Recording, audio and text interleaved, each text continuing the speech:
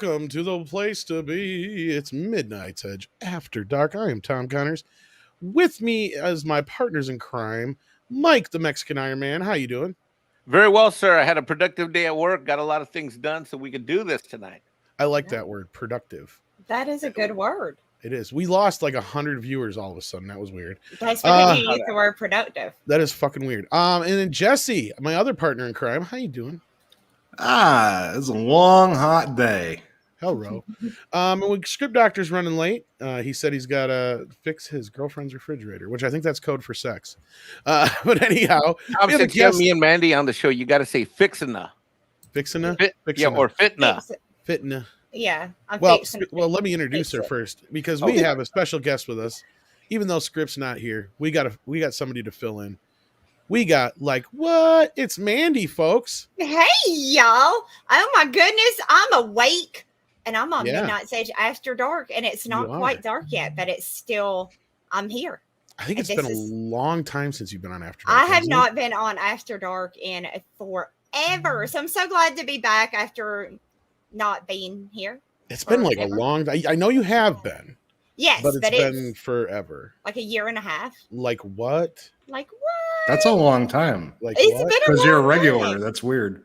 Right. Well, she's so busy doing all kinds of important stuff, like making comic books and shit. I am very busy. That is true. She sent me I don't know if I'm even supposed to say it, but she sent me an early copy of one of her books. It was hilarious. It's about pirates, Jesse. You'd like it. Oh yeah?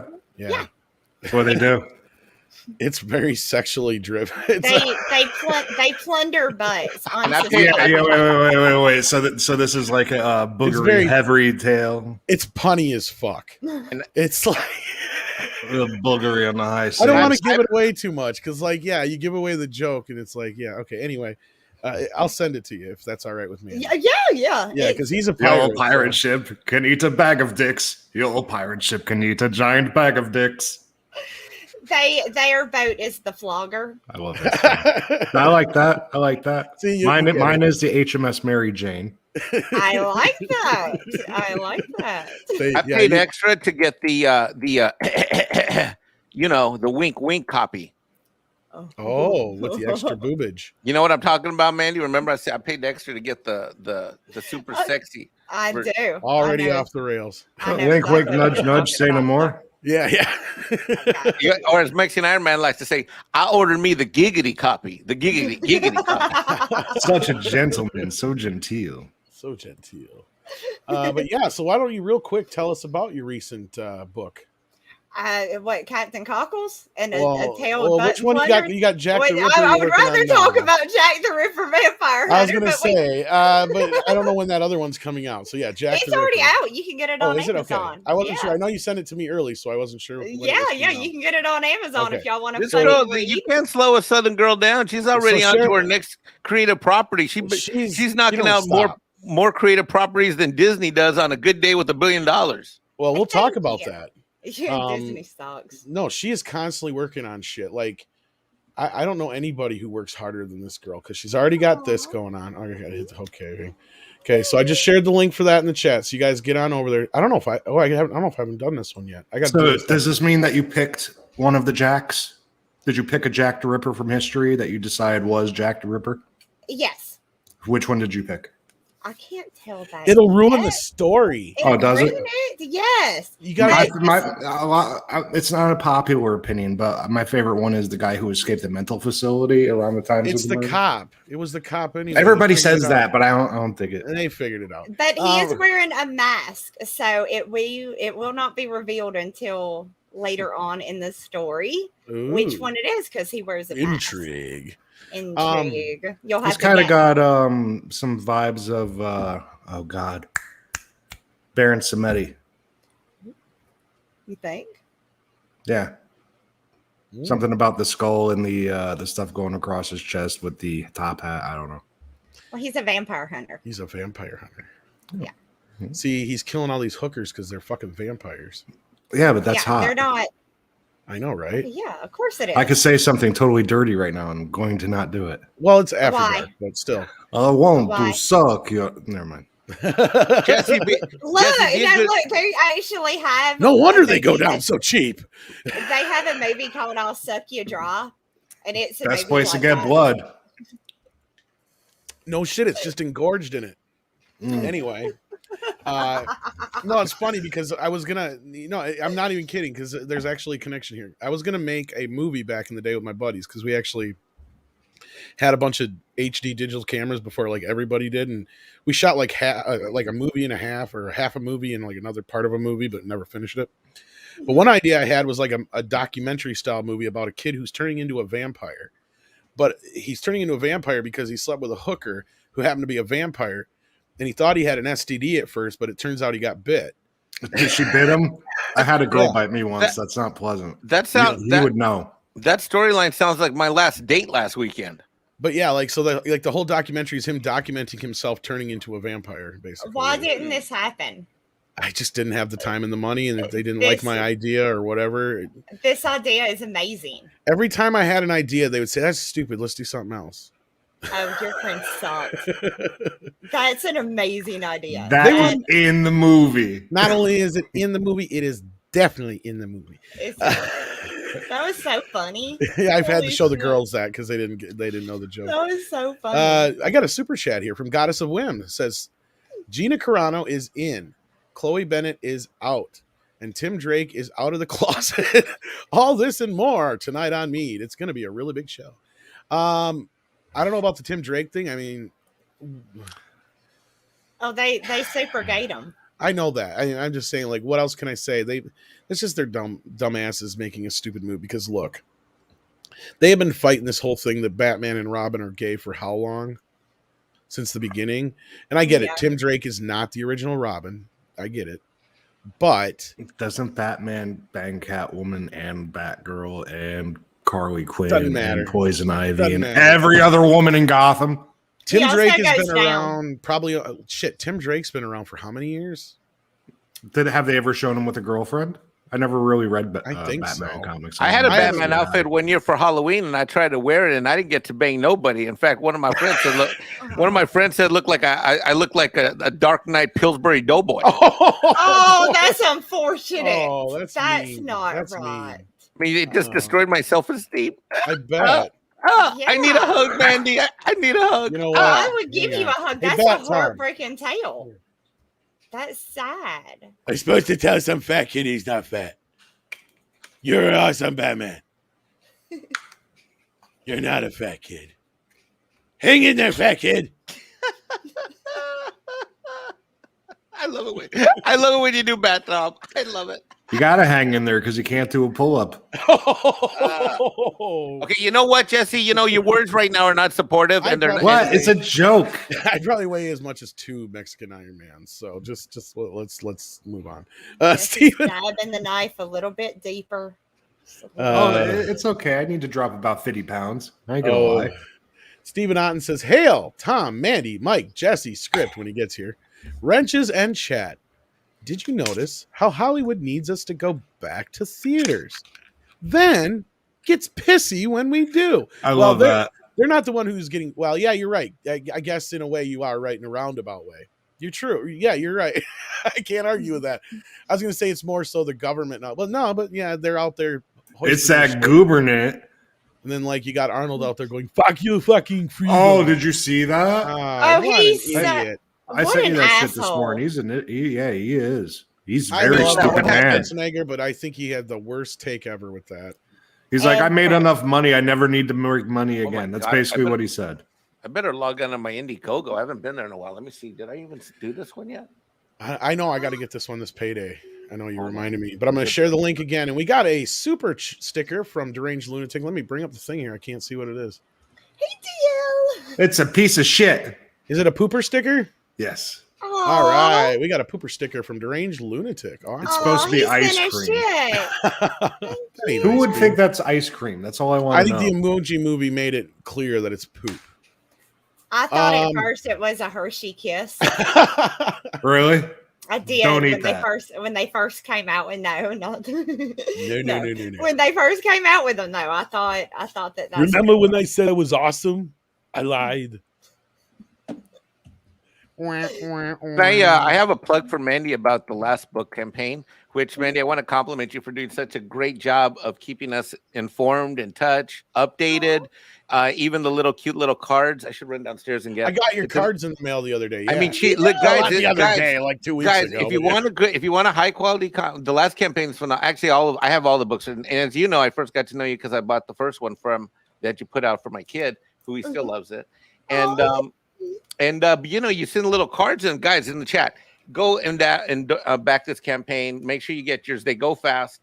And she's really great about communication. Like, I got at least twice handwritten little cards, and hey, I got this thingy. Just hope you're doing well. And they're not photocopied or I mean, it's like she actually like handwritten little note. No, I'm kidding. Yes, you did. I just wanted to fuck with.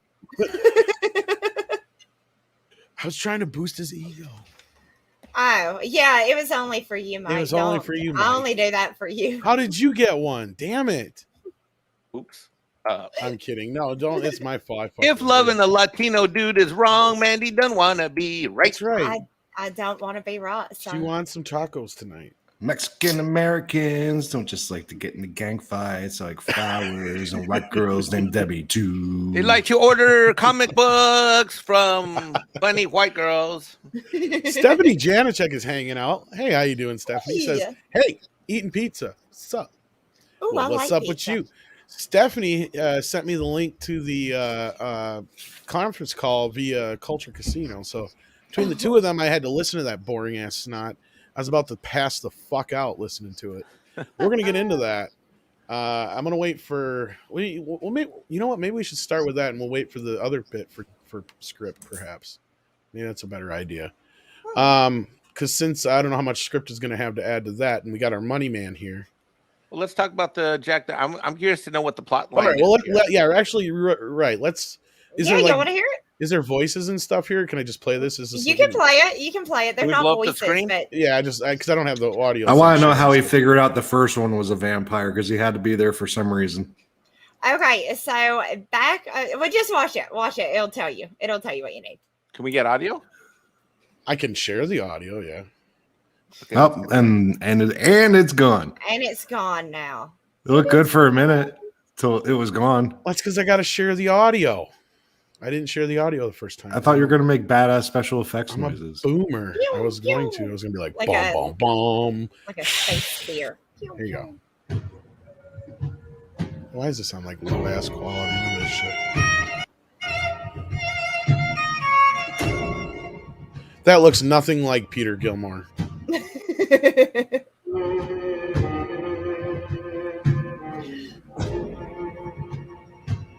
Ooh, nice. It's censored. That means it's fucking awesome. What'd you make this on? Some kind of video game making software? Quiet. I'm watching the video. Oh. Jesse. I want to see this. Okay, movie. Mickey.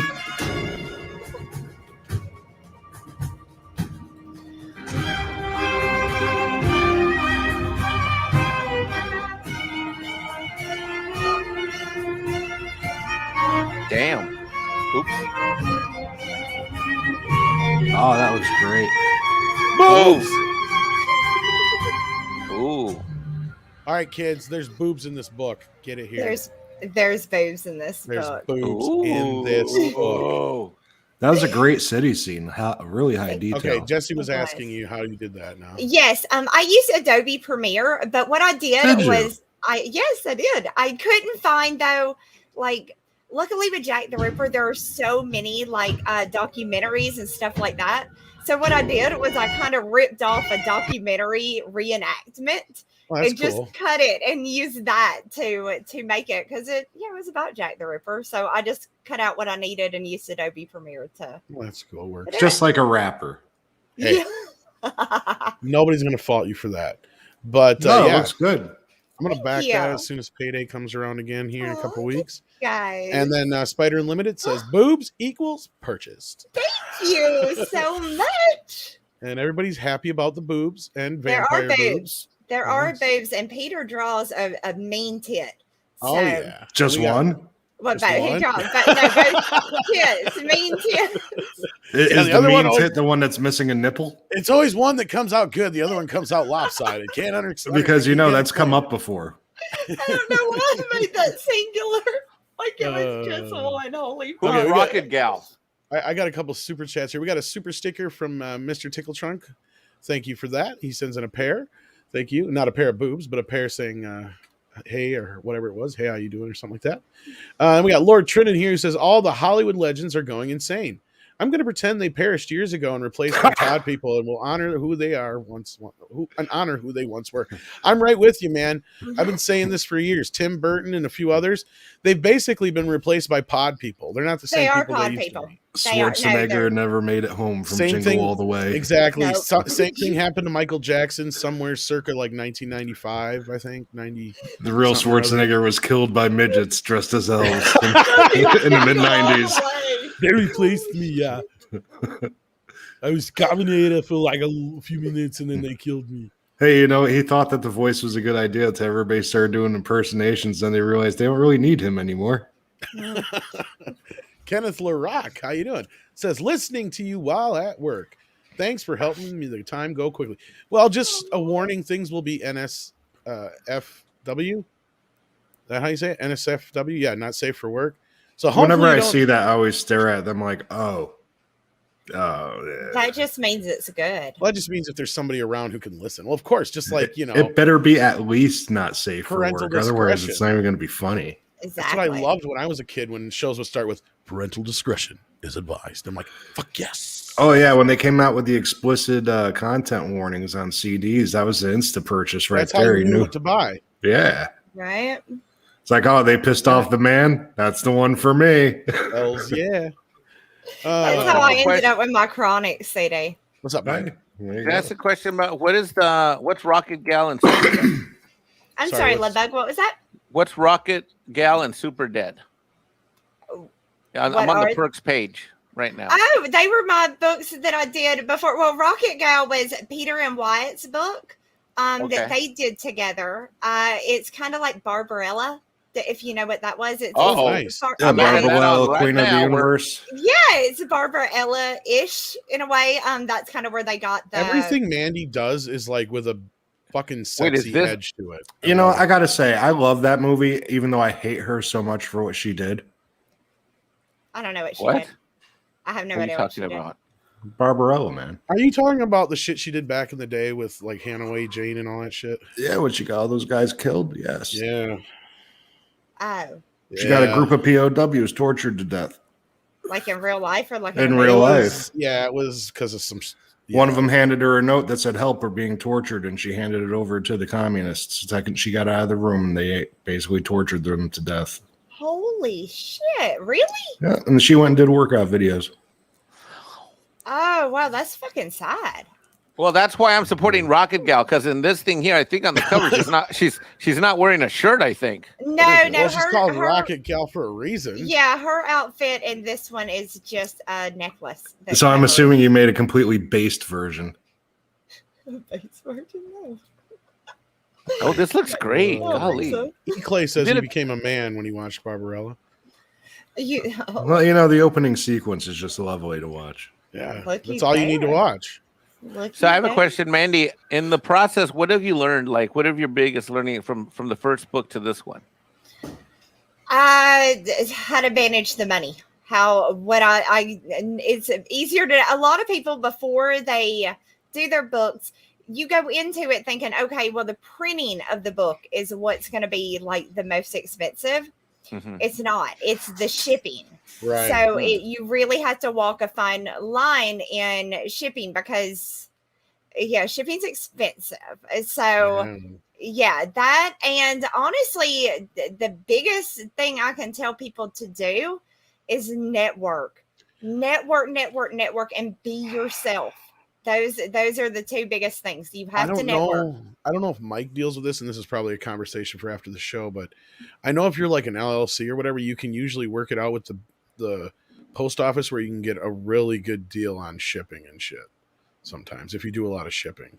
Really? Yeah. Well, actually, any corporate entity. Yeah, I was going to say, because when I used to work for the ISP, we had a machine that printed the fucking stamps right on the envelopes.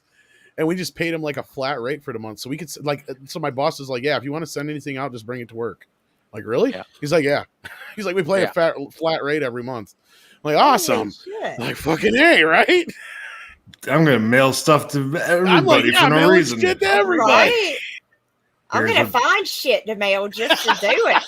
Here's a box of dog turds for the Congress. Sending shit to your enemies. Well, here's you some old cookies that I wasn't gonna eat because they suck, but you try them. See if you. I mean, yeah, I'll be shipping shit all day if I have. Send those to Jesse.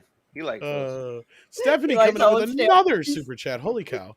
Says Tipper led the war against the record industry. Said she saw the devil on MTV. Yeah, I talk about that all the time, but I don't know about the devil, but I see something on MTV right now. I got MTV. Yeah, here, I got to take this off the screen. Sorry, Stephanie, but yes, that's a very important bit of history right there. Y'all know what the first video ever played on MTV was? Video killed the radio star. You knew it. I thought I had some inside knowledge. Yeah, that's a common trivia piece. Oh, I saw it on Pop-Up Video. Yo, they need to bring Pop-Up Video back. Remember Pop-Up Video? Pop-Up Video. I know, right? Was awesome. That was an awesome show. I love Pop-Up Video. That's how I know that. And You Shook Me All Night Long. The girl who was riding a mechanical bull cut her ankle on the spur, and then the key grip helped her out, and they ended up married. Oh, really? Yeah. Really? That's cool. I didn't see that when I found out that Losing My Religion is about a stalker. Really? Yeah, that whole song is about a stalker. You know, another one of my favorite one is the Police's "Every Breath You Take." That's totally about a stalker. That's a song about a stalker. Yeah, I'll be watching you. What would you say outside your window? Yeah, I was gonna say like sleeping. That the year that song came out, it was like the #1 song for weddings. It's like, does anybody not realize what this fucking song is about? Really? People played that at their wedding? Yes. That's creepy. Every breath you take, every move you How about make. some It's Rod right in the Stewart? song. I'll be watching you. I like that. Oh, can't Every you breath you take. see? So creepy. You know you're just like heating 6 up in the chat. How my poor heart aches with every step you take. You should just re-record that song and add random sounds of knives sharpening. Do you want me to pull out my flute? I'll accompany you. Damn, Tom, that was pretty good, bro. Every claim you stake. I know that song pretty well. I used to have that album on record, man. All right, now do Every Ghostbusters. song pretty well. What the fuck are you talking? You know every song. Oh my god, the most amazing thing happened on MEAD Radio yesterday. I just randomly It's a music? No, what? No, I was like, I was working, and so when I have to do hard work, I just turn my phone off so I don't get, because between Twitter, Instagram, God, everything, and then now this Discord and everything, there's too many interruptions during the day, so I turn my phone off for hours at a time. And then I turned on MEAD. I turned on YouTube. I saw a MEAD thing. I clicked in, and you're playing the He-Man song. He-Man. Woo, woo, woo, woo, woo, woo, woo, woo. Then I played you the Spanish version because somebody requested it. Yep. God, who was it? That was my boy. I can't remember his name. Which was it? Is it exactly the same, but the speech is in Spanish? No, they actually have fucking lyrics. Wait, what? Yeah, and they released it as a single and shit in Mexico and crap. I don't know if it was who recorded it, Menudo? No, not Menudo. Why would Menudo record a He-Man song? They're like because betas. They were all like 30. Menudo's a bunch of beta weirdos. I mean, come on. Yeah, there was 18 of them, and they all lived in a van, and they're all they were heavily abused, and they're all beta weirdos. Come sing with. I can't even get into the lyrics. No, those beta dudes, they can't sing He-Man. No, Jesse, no. You know, I was definitely more of a musical youth guy for that one song until they all went to jail. Into Menudo, Jesse. See, Mandy, these are the arguments. Honestly, bro, I only know Menudo because it's like they had a Saturday morning show and it was terrible and like really weird. And you should have even watched that. I'm Latino and I never watched Menudo. But when some random shit comes on TV and you're just like, what is this? No, like, what am I watching? The channel, Jesse. You changed the channel. So, actually, then how do you explain having seen Pee-wee's Playhouse? It was Chilean singer Mimo Aguirre, aka Captain Mimo, and the music group Trem de Alegria. How do you say that? Alegria. Alegria. Alegria. Alegría. Mandy speaks better Spanish than Tom. She probably does. And yeah, like they. Oh my God, Tom and Mandy should come on Midnight Edge Espanol and do the whole show in Spanish. Yo, that show is teaching. That'll be entertaining. When nothing logical will come out of my mouth. Hey, Mike, check this out. Mandy, gracias por venir. See. Was that right? That was right? Yeah, that was right. But yay! But I feel like you're sweet talking about Mandy. Even though it's the one thing I know how to say. She knows as much Spanish as Tom X. See. Next show, I'll learn another word. Mi amor. No, she knows more. Never mind. Go. Buenas noches. Buenas. I can't think. No, you already said. Buenas noches. Buenas noches. You already said good evening, my love. We're good there. Okay, I'm good. All right, show's over. We're done, everybody. All right. El fuego de diablos in my pantalones. Dos cervezas, por favor. Did you just say pantalones? Yes, he did. Pantaloons? Yes. Is that what that means? Probably means panties and fucking. No, it means trousers. It means. I said the fire of the devil is in my pants. I need 2 beers, please. Of course you did.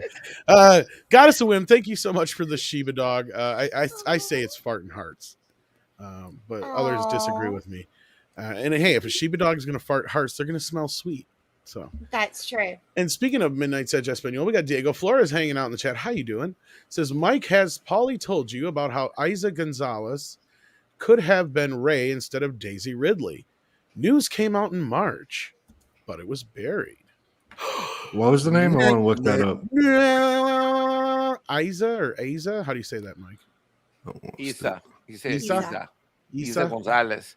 Isa Gonzalez. Did he tell me that? No, he didn't tell me that. I don't know if it would have mattered at all. I mean, because the script sucked, Disney sucks, the true sequel trilogy sucks. Everything sucks over there. It's probably best. It's probably best she didn't get it because. Yeah, because Ray's all like, I don't have a career. Exactly. Oh, I see the problem right now. She's got tits. Oh yeah, they don't like tits. So she'd look like that hot ass cosplayer. I was a good looking woman. All right, let's get into this share call thing because okay, Mike, you're my money man. You're my numbers guy. We got a little bit of news out of the conference. First off, we learned, or at least heard again, they are pretty damn sure that Shang-Chi is coming out in theaters first. Yep. For 45 days.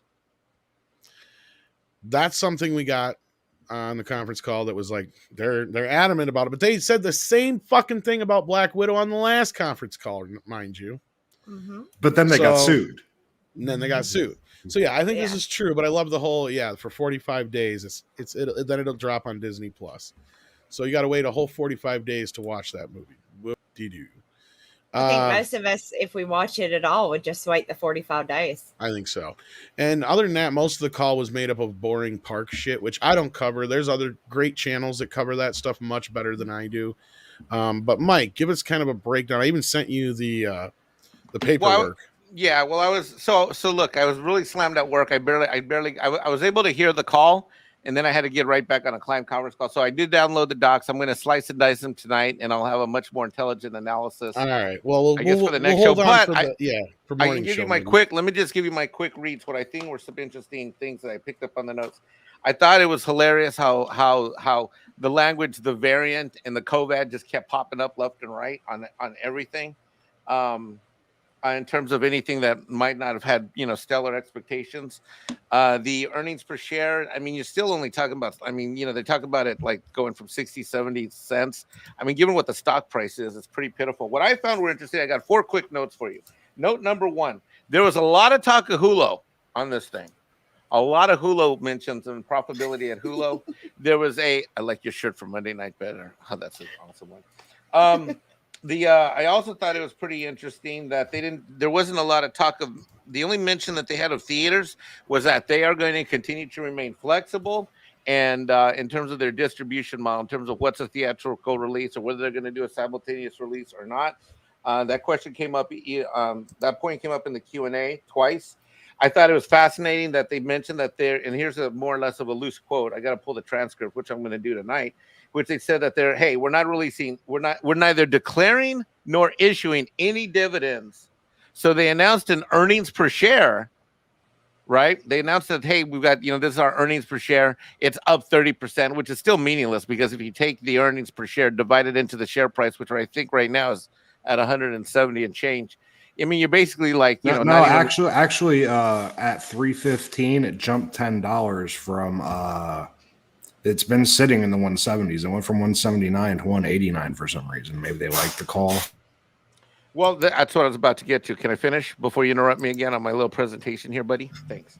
All right. But by the way, Mandy, it wouldn't be Midnight Edge After Dark if Jesse, the only time I've never heard Jesse not interrupt somebody is with Critical Drinkers on. What do we need to do to get Critical Drinker on the show? Anyway, love you, Jesse.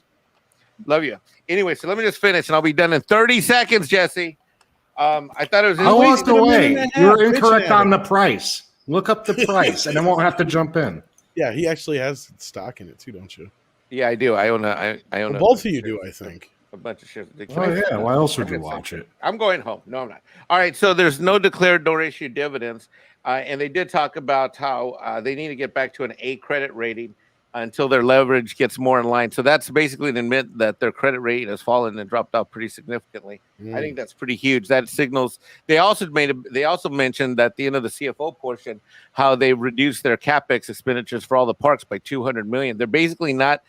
And what was fascinating to me though is that they started the call. The second thing they mentioned on that call was that they were going to go ahead and highlight this new hotel that everybody's been making fun of them on the internet. It was the second thing out of their mouth when the call started. They talked a lot about per capita spending. It's clear to me that this is a place that they want to basically squeeze every nickel they can of someone that goes to the parks. We know that the parks have a lot of attendance. That's been reported in a variety of channels on YouTube. And they did talk a little bit about, not a little bit, they did a significant part about their new technology that's going to make the park going experience amazing. When in reality, we know that from Drunk 3PO to Campia, that it's a miserable experience. But supposedly it's the future direction of theme parking. So you're going to have an app. It's going to have to work, and they're supposedly redesigning it in order to make the experience better. But I thought it was hilarious that they're opening salvos. The second thing they mentioned is this dumb hotel for $6,000 for a couple of two. I thought it was ridiculous.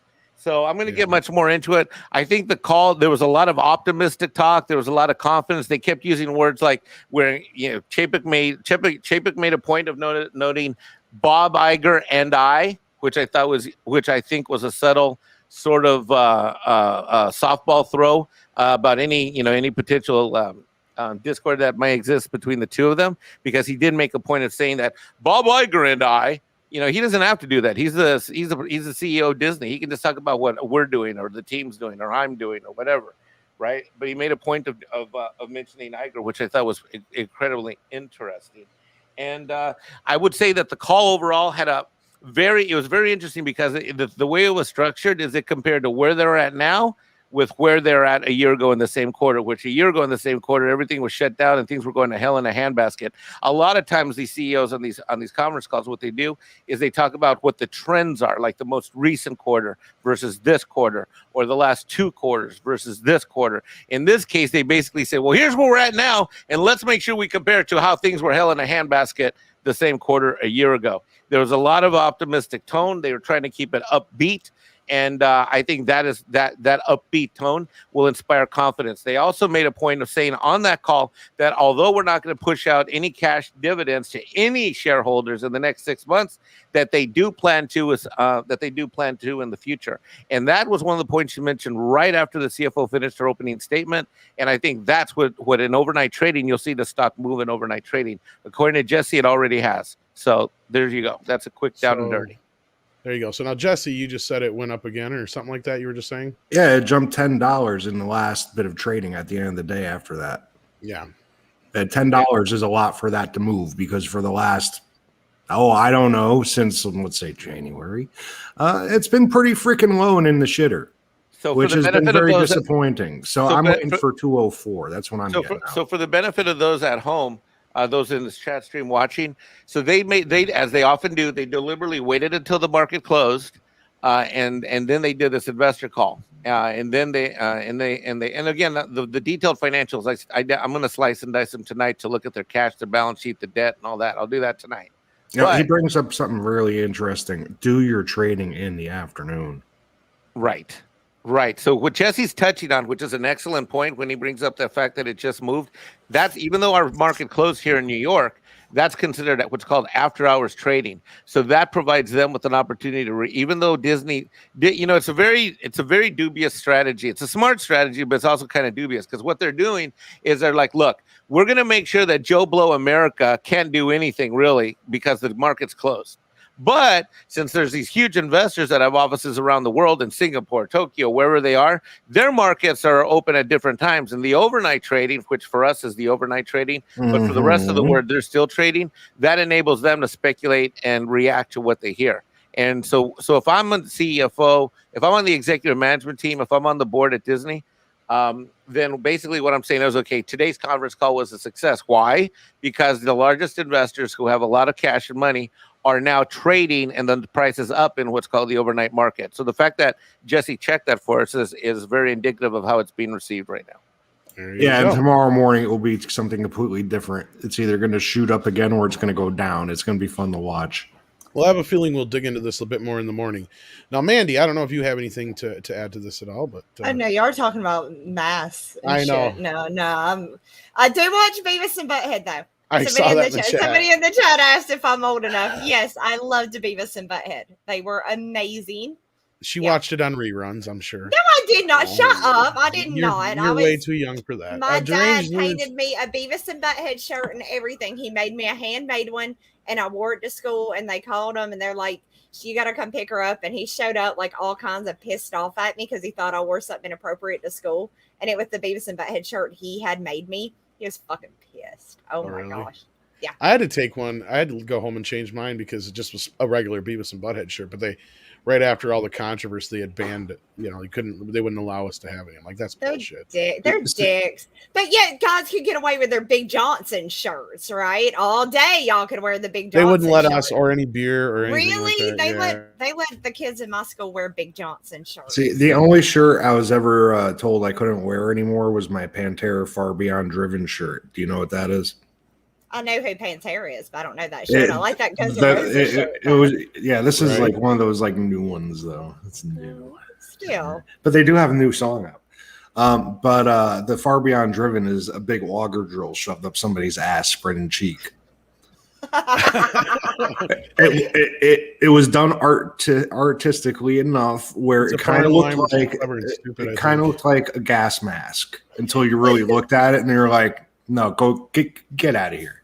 I can't understand how they wouldn't have allowed you to wear that. I used to wear it for picture day. Speaking of shirts, Deranged Lunatic says with a $1.99 super chat, Mandy, I liked your shirt from Monday night better. What was I wearing Monday night? You were wearing, I believe it was a white and black, like checkered kind of, well, not checkered, but like, my titties were out. He's saying my titties were out. I gotcha. I'm with you. This is a halter top, though. You just can't tell, but it is actually. I don't. A whoa! Nice. Indeed. Oh my. See, I showed now, skin. You just next will be the tube top, right?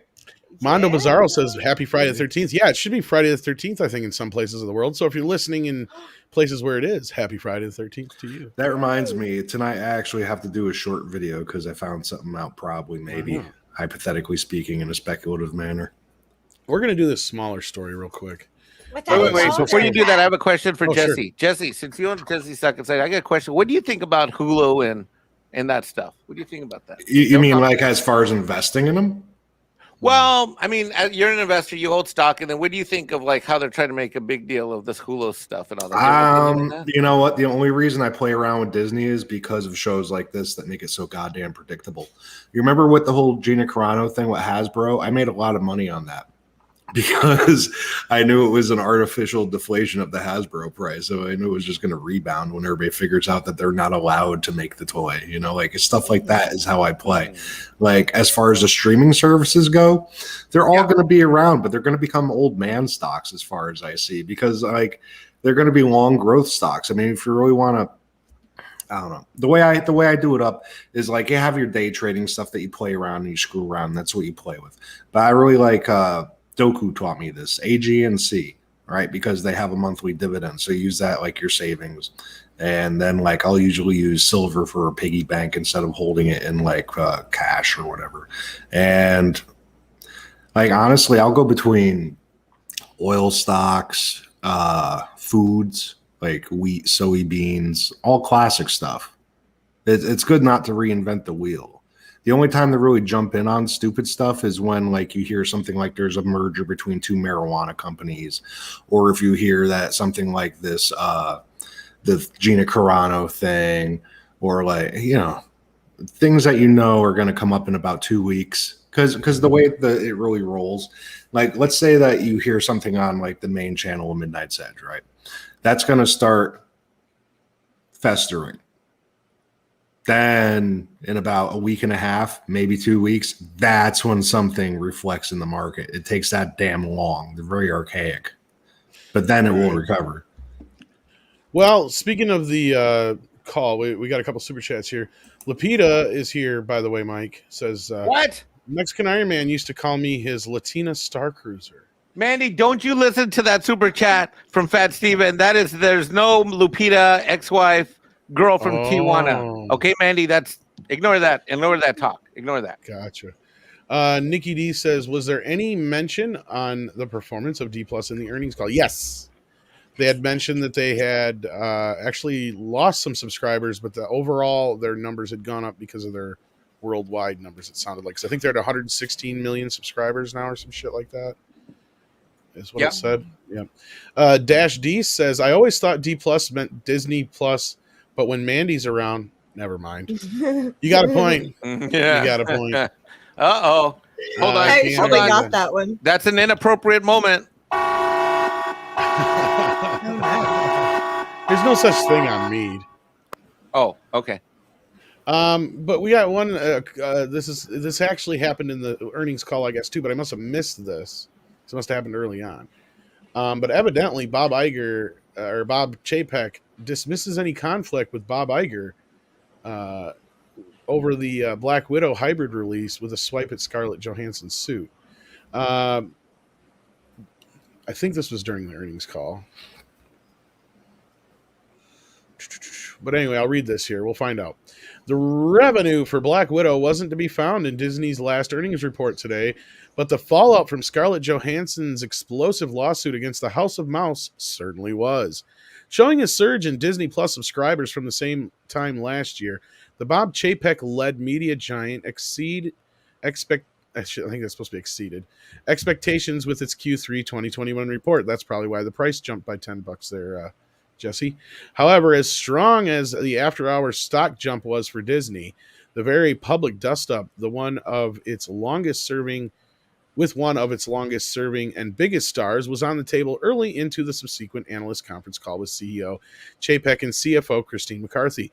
Now, this story came out before the call was even over.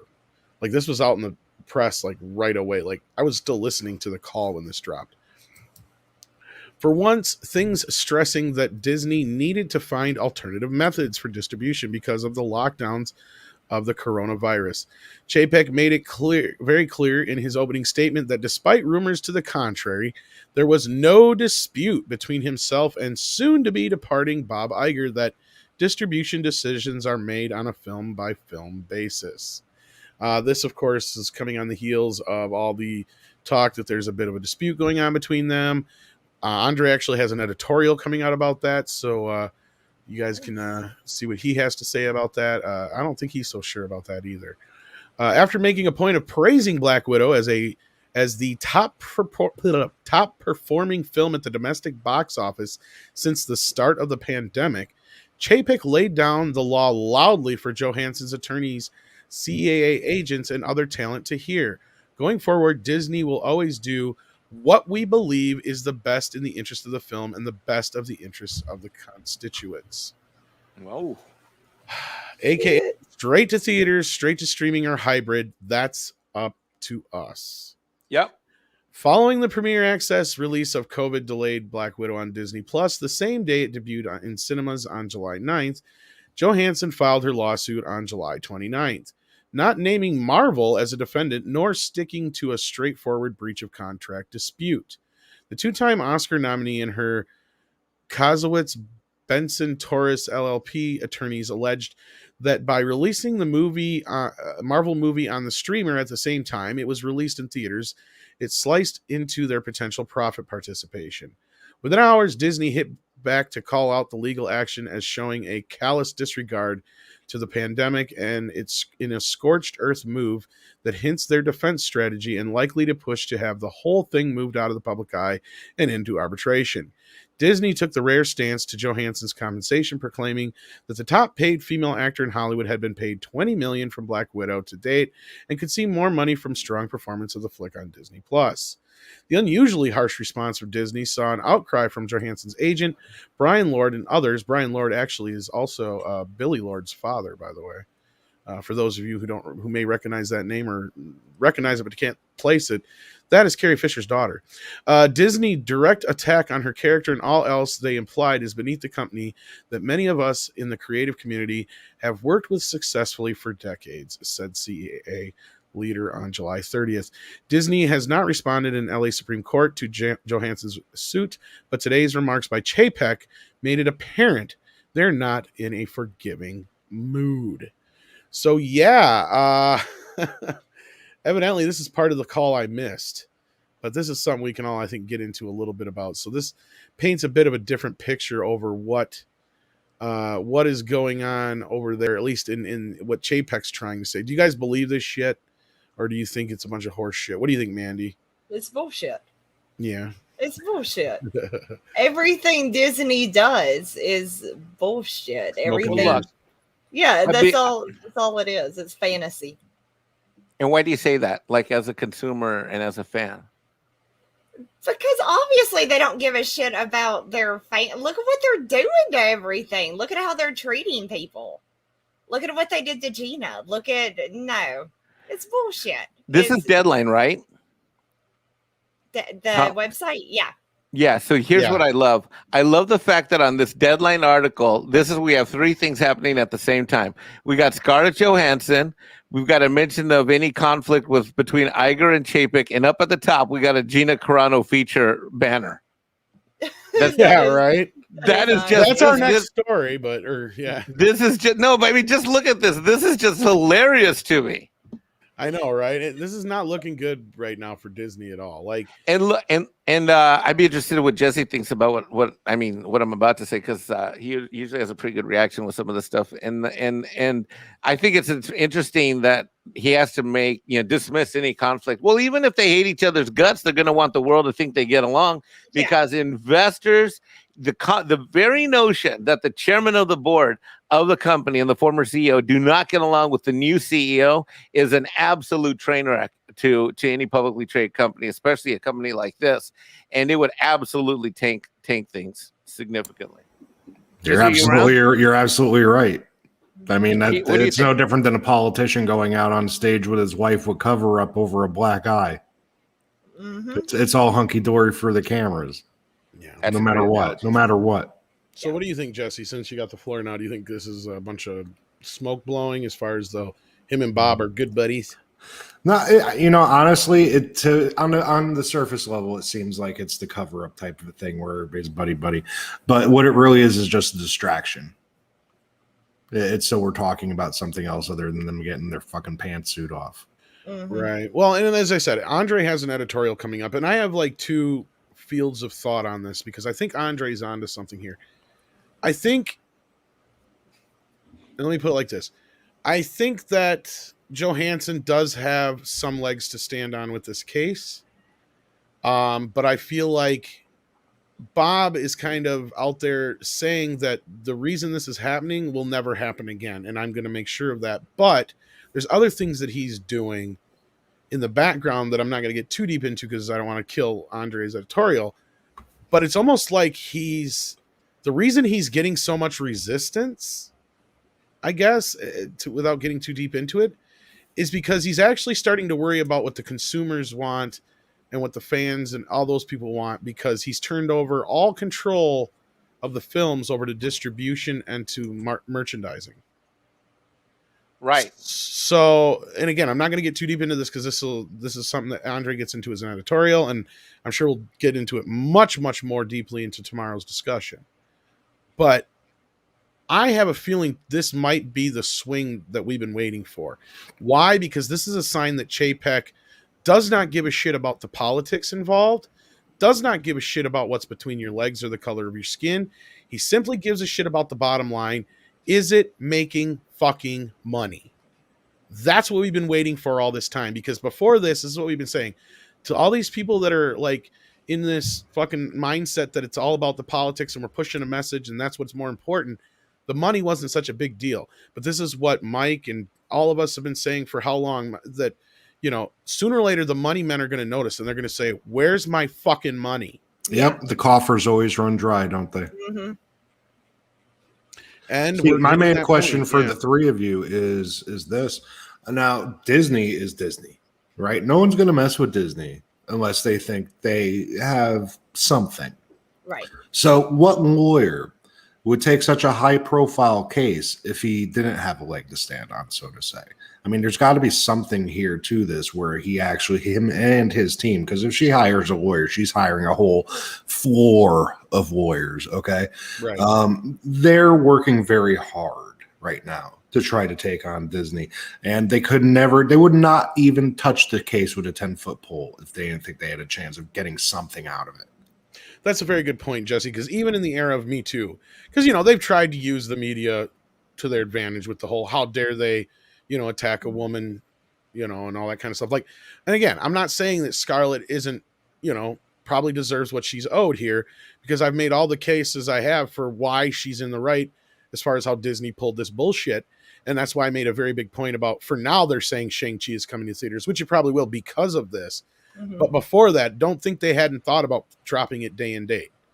Because the same thing we said about Black Widow, because they said the same fucking thing about that too, is that it was coming to theaters, and that's where she's going to have a little bit more to stand on. But it all depends on how much they're going to try and offer her, and they're going to try and keep this shit out of court as much as possible. We already know that. Lapita says she has pictures, Mike. What? Pictures of what? And Scar's My Little Iron Monkey. My Little Iron Mikey. It means Mikey because my name's Mike. I can't read right I now. have the pictures and the scars of what? Yeah. I don't know. I'm not Lapita. She's got the scars, baby. Larry, as Mandy says, it's a name so nice you got to say it twice. Larry, hi. Says, hello, Mandy, and Tom, Mexican Iron Man, Jesse, Excelsior. Well, thank you. Hail. Hey, love bug. Then we got GEC812 who says, did I miss the Gina Carano news? Just join the stream. Nope. Not yet. We're getting there. Tom's being smart and building up the stories to the big one. Yeah, see, I flip-flop things from what we used to do. Yeah. Start with a little bit smaller stories first, then you get to the big stuff. Yeah. So, all right, where did I go? I got bumped around here. Hopefully I didn't miss any super chats. But nope, GEC, you're just getting into we started almost an hour ago. Holy shit. Brian TV says, House of Mouse equals broken home. Well, and I think that's another reason why, Jesse, you were just pointing out the one point, but I think also that another reason why her lawyers might be doing this now is because they're seeing a breach. They're seeing a weakness. There's a house divided. And when you have a house divided, it's so much easier to take it down. Yeah.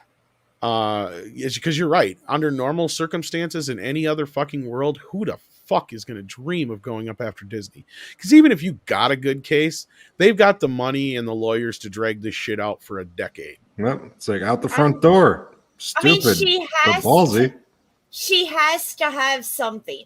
There is no way, because this is going to blacklist her from so much. Disney is powerful. They have their little fingers in so many little honeypots that it's going to have a ripple effect on Scarlett Johansson. She has to have a fuck you to put in their face, or I don't think she would be going through with it. I think that fuck you is that email, because the fact that they showed intent to renegotiate and then ghosted her ass, I think is enough. That's like the big thing for me.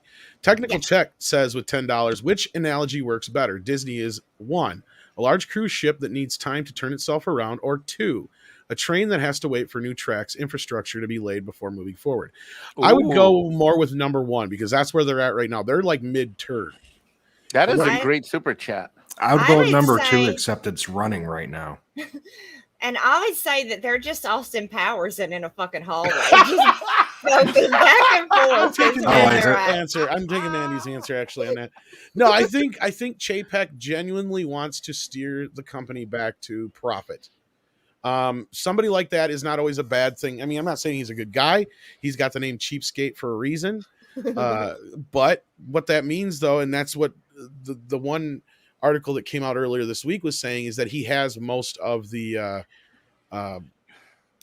stockholders behind him. Right. You know, I think you're right about the fact that he wants to get, because let me tell you what I did notice. You just made me realize something. When the Q&A happened, he was very much sounded like he was engaged. He wasn't reading from a teleprompter. And I remember the Iger calls were always very stale and stiff, literally listening to a politician answer questions. Stock answers. It was still pretty stiff, but he did seem to have an answer for everything. No, but when they got to the Q&A part of it, I know he was reading from the script, in the beginning when he did the opening. But I'm saying when it got to the Q&A, and whenever the moderator asked him to answer the question, he had details. It sounded like he had gotten into the issue, and he was he was really impassioned and deliberate and forceful with his answers, versus being very, very Igery, which is very politician. You look at him with one eye open, one eye closed. Yeah, usually you'd never see anything like that in a conference call. Usually they're so guarded. Yeah, he wasn't guarded. Chapek wasn't guarded at all. He was in it. He was in That's good. Yeah. I think I could be wrong, but going off of what I've been reading, hearing, and what Andre has said, and I kind of concur with what he's kind of seeing now developing here. So that's why I'm kind of going, yeah, they probably are kind of like Austin Powers in the hallway right now, Mandy. You're right. But I think Chapek is trying to wiggle through. And that hallway, though, is like Bob Iger on one end and, the media on the other end, probably. Mm-hmm. So, Tom, you know all these people inside and out. What's Chapek's history? What would you say off of what he's actually done? He's a parks guy, but he's not real big in the community. Like, they don't like him because he's known as Cheapskate.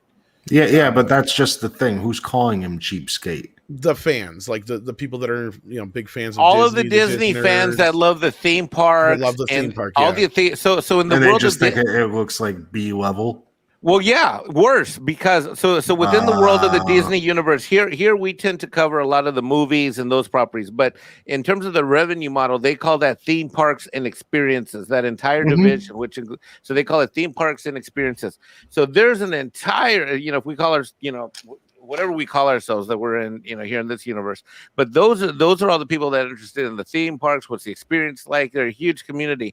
And so those fans have hated Chapek for a long time because, as I reported even just 2 years ago and then again a year ago on Doomcock's channel, which is that, it's the parks do have a very stale feel to them. They're not fresh. They're not alive. They're not magical. Yeah, that's terrible because you go to Disney and you pay that price. You're expecting Imagineers. You're not expecting Lenny from down the street. Yeah. It's like I could have done this with some spackle. This says, I know Disney is making an animation studio for Marvel to combat against Invincible. I believe it is. I think that's probably why there's all this talk of all this new Marvel animated material coming out. I think there has been a lot too. A ton of talk about that. I don't think it has anything to do with What If really so much as I think they're trying to compete on that level. I haven't watched that yet. This woman look like a man. I've heard mixed original on it. Did any of you guys watch the What If yet? No, I'm not watching that. No, I have some What If comics if you want to actually read something. Oh, those are better shit. Yeah, no. And then also, I guess last night Lower Decks dropped and nobody cared. I didn't even watch it. How is that still on? Well, not only that, why would you drop a brand new Star Trek show in the middle of a Star Trek convention when most of your fans are not home? Because planning. Because they don't know. Well, they're not of your fans, but they're in the hallway bouncing up against the walls, like Mandy said. Yeah, it doesn't matter. Those people aren't watching this shit. Dash D says, "Sorry, Mandy, that was funnier in my head. No disrespect intended." Oh, Love Bug, no, I can take a joke, sweet. You're fine. Oh yeah, Mandy's good about that. Absolutely fine, Love Bug. Don't think another thing about it. I can take a joke. You're good. We haven't found the line yet, and trust me, I've been looking for it. There's not much of one. Hillis Mallory says Disney is like I thought I found it for a minute, but it was all wiggly and squiggly and it moved, so I think it was a snake. Disney is like the guy in Austin Powers being run over by the steamroller. That's what all Hollywood looks like to me. You know what I mean? That's It's just like you're not wrong, actually, because that is how long it takes for these things to happen. That's why I loved the ship analogy, actually, because it is. It's like one of these big, huge liners where it's going to take you a half hour or longer, or whatever it is, to turn. Like, it's the same kind of thing here with these companies, and I think this might be the turning point. I hope so. I mean, I don't know if I don't have any love for Chapek. I have no reason to like him. I have no reason to trust him. But I feel like from what I've been seeing and reading and hearing that, and even he's probably lying about the Bob thing too, but I don't care. I see that he's worried more about, we need to worry more about the bottom line here. We need to worry about what the customer wants. Yep. And that to me is a sign of things changing. Well, let me tell you what we did. It's just amazing that someone got in a position of power with that mentality. Hey, Gary, how you doing? Well, that's not necessarily it's not necessarily. I hear you, and I've been very critical of him on other shows in this channel. But look, I mean, I can tell you this. At least I felt like I got a real conference call for the first time in a long time. I'll tell you this much: we didn't talk about the 7 pillars of diversity at all today. No. I found that fascinating. Any diversity shit at all.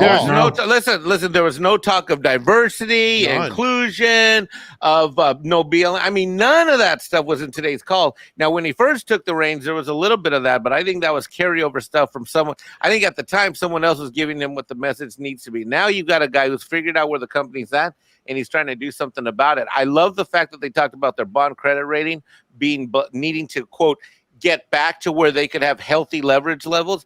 That's an accountant talking. I mean, that's like, well, that's a big deal for Hollywood, and if you're in an industry like, theme parks and shit, because you need to be able to lend money to build things and make things and do things to make money. Yep, that's what Hollywood is built on. That's why No Time to Die is losing $1 million or $2 million a month just in fucking what do you call it? On the they have a loan, so they have interest. Can't think of the word. Eric Winberg says, thanks, Mandy, for showing up. Yeah, I was so glad she did. She said she had nothing to do. I'm like, now you do. Oh, well, thank you for showing up, Eric, and hanging out with us. She might even pop up on the morning shows and stuff. You never know. I'm a go-getter nowadays, Tom. Yeah, she is. If you're caffeinated. I always have at least 4 Red Bulls in me. So. Well, you drink Red Bull in the morning? I drink Red Bull all day. You're hardcore. This is a funny story, and since we're on this channel, so the man, I'll tell it anyway. So y'all 500 people don't tell Andre. I got something in the mail because we got a possible sponsorship deal, and it's an energy drink, and I'm like, Andre, so you had him send it to the one guy who doesn't fucking sleep already? Well, oh my God! Can you type in the private chat and I'll go start? I want to see you all hyped up. Yeah. Oh, I don't remember what it's. Go get the can out of the garbage, man. I'm 5 energy drinks deep today. Tom, the last thing Tom needs is a freaking stay awake drink. Right. That is the last thing you need. Or a case of assorted samples. Honestly, it's just called like GG is what it's called. So, but it's a powder. Geeks and Gamers. Good game. It's good. I think it's like Good Game or something like that. Yeah, does it have like creatine in it or something? I don't know. I just got the box. I just looked at it. I haven't had a chance to mess with it yet. So I love energy drinks. Well, I'll get you in on it too. Then we'll talk about it later. Like I said, I don't know how much Andre really wants me to talk about. So like, yeah. But you just did though. I know, but I'm gonna try it more. Y'all 500 people can keep it secret. Get on the trolley, you rube. It's secrets. Secrets? Oh, dude, you should have your own energy drink. You're awake all the time. Oh, this is fucking perfect. I like this. Dude, no, like this. I like this. Approval from you. So, just on the way it looks. I haven't tasted it, obviously, but well, I'm gonna try it tonight. The only one I'm not too keen on is the watermelon because I hate fake watermelon flavor. Is this the official energy drink of shit posting? I don't know. Because then you got me sold, man. Well, send it to me on the thing or whatever, and I'll tell you if it's the same thing. Oh my God! All right. Well, we got to get the show going. We're gonna lose people. 500 people can keep a secret if 499 of them are expired. That is probably so get to work, JF. Yes. Let's see here. Yes, that's it. So you're saying this is right up our alley, huh? Dude, did you see it? I'm looking at it, yeah. The first thing I saw was a caveman. I am a caveman. That's true. And a pirate. Holy shit, I love this. This is great. What are you guys looking at? A possible sponsor. Oh, let me see. Hold on. Official energy. Viagra is a big sponsorship. You can't put that on the screen. Why? Well, maybe you can. Does Viagra really sponsor you? I don't know. Do they have to? I don't know. You better get some. I can tell you this much. They're not. When you're Mexican, you don't need that stuff. I got a question. Like, if you just want to show off, but you're healthy, like if you took Viagra, does that fuck you up for like being normal after? You're not supposed to do that, supplements do that. But there's assholes that do that shit and they end up in the ER. I know that. Oh, if it doesn't go down after 4 hours, yeah, you're supposed to slap it a couple of times. That's not how it works. No. You're supposed to slap it a couple of times. And then if it still doesn't go down, then you got to go to the doctor and say, I broke my dick. It's just got to be empty. Oh shit. Andre, if you're watching, I'm not part of this. I didn't create this. He's asleep. Don't be a quitter. Don't be a quitter, you guys. If it don't go down, keep trying. Oh my God. Look, she'll find something to do with it. Even if she just gets out the magic markers and turns into a little character. Put some googly eyes on there. Googly eyes, yeah, and a top hat. It makes it real proper. Then it will be. Then it will have ridges for her pleasure that look around. Now that I think we're caught up on super chats, I don't think we missed any. If we did, please let me know and I'll go back and grab them. But I don't think we did. Look, we got a new member though, Big Daddy MRI. Thank you so much, buddy. Let me get you a puppy. Oh, we jumped to the Congo level. Congo level. Congo. You get an Oscar-winning puppy. Yay! He's such a good little actor. You gotta do your Congo real quick. You gotta Congo. Get him a 6-picture deal. I'd watch another Congo. I would too, especially if my Frank Marshall directed it. Oh, and then Shanatsky. What level is he? Another Congo level? It's my boy Shanatsky from. He's out on the West Coast. I talk to him all the time on Twitter. Well, I think it's a Congo level. I don't know. I can't see on this end.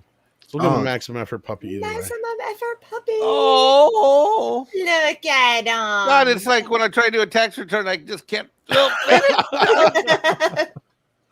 Welcome, Shanatsky. That's how I felt getting through that conference call earlier. I'm like, I'm falling asleep. I loved it. Oh, dude, it's over. Dude, you watching that conference? Dude, I was on it like pins and needles. I got my notepad, my pencil. I'm taking notes. There wasn't much unless you're a parks guy.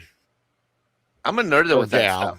I'm a nerd. Like Lorena covers that stuff too. That was another person that she does. Yeah, me and Lorena have nerded out before and that stuff. I should have seen if she was busy, but I think she was anyway. So, but now we got this Gina Carano update, folks. Here's the top story.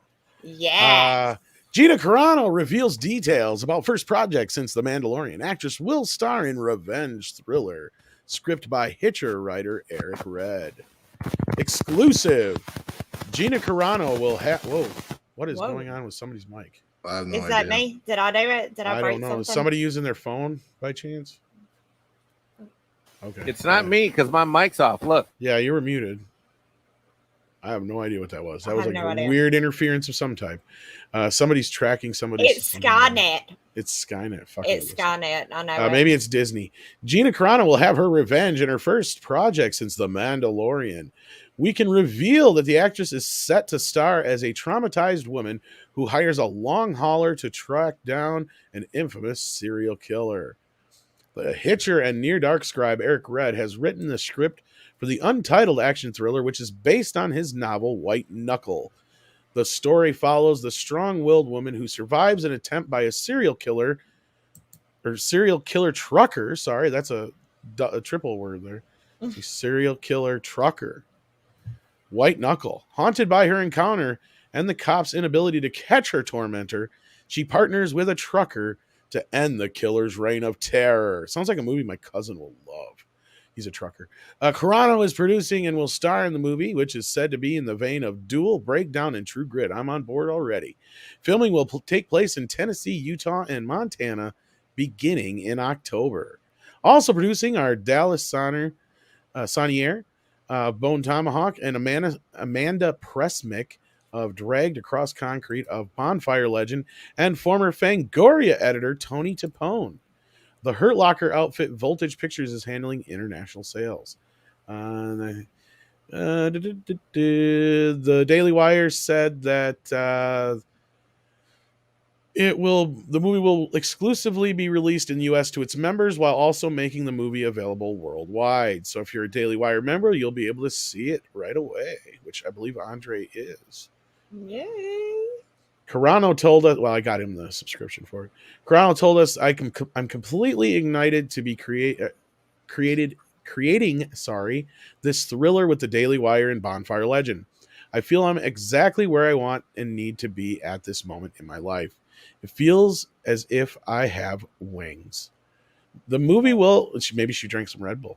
The movie will be Carano's first since a series of controversial social tweets that saw her turfed from the Disney hit series Mandalorian, which did come up a few times in that conference call today. Dropped by UTA earlier this year. As we revealed, the Deadpool and Fast 6 actress will soon team up with Ben Shapiro's Daily Wire. The project, one of a slate of film and TV projects in the development for the media company. I can't read. My eyes are starting to get fuzzy. Which is also getting into distribution. And then just talks more about the other people involved. So yeah, good news for Gina, and we kind of have an idea of what her project's going to be. We lost Mike. Mike, well, he's back. He's back. I was just trying to get rid of that noise in case it was me. I think it was. I'm not sure. Was it you? No, it wasn't me. I we got to keep forgetting to give you the code. All right, Mike, did you at least hear the story for the most part? Yeah, I heard everything. Okay, great. So since we got you talking first, what's your reaction? I'm so happy as a fan. And see, I was one of those who on the first stream about Gina Carano, I was ranting and railing that I didn't like her character on that first Mandalorian episode. Mm-hmm. And I think it might have been, it wasn't this show. I think it was a Midnight Edge morning show, I think.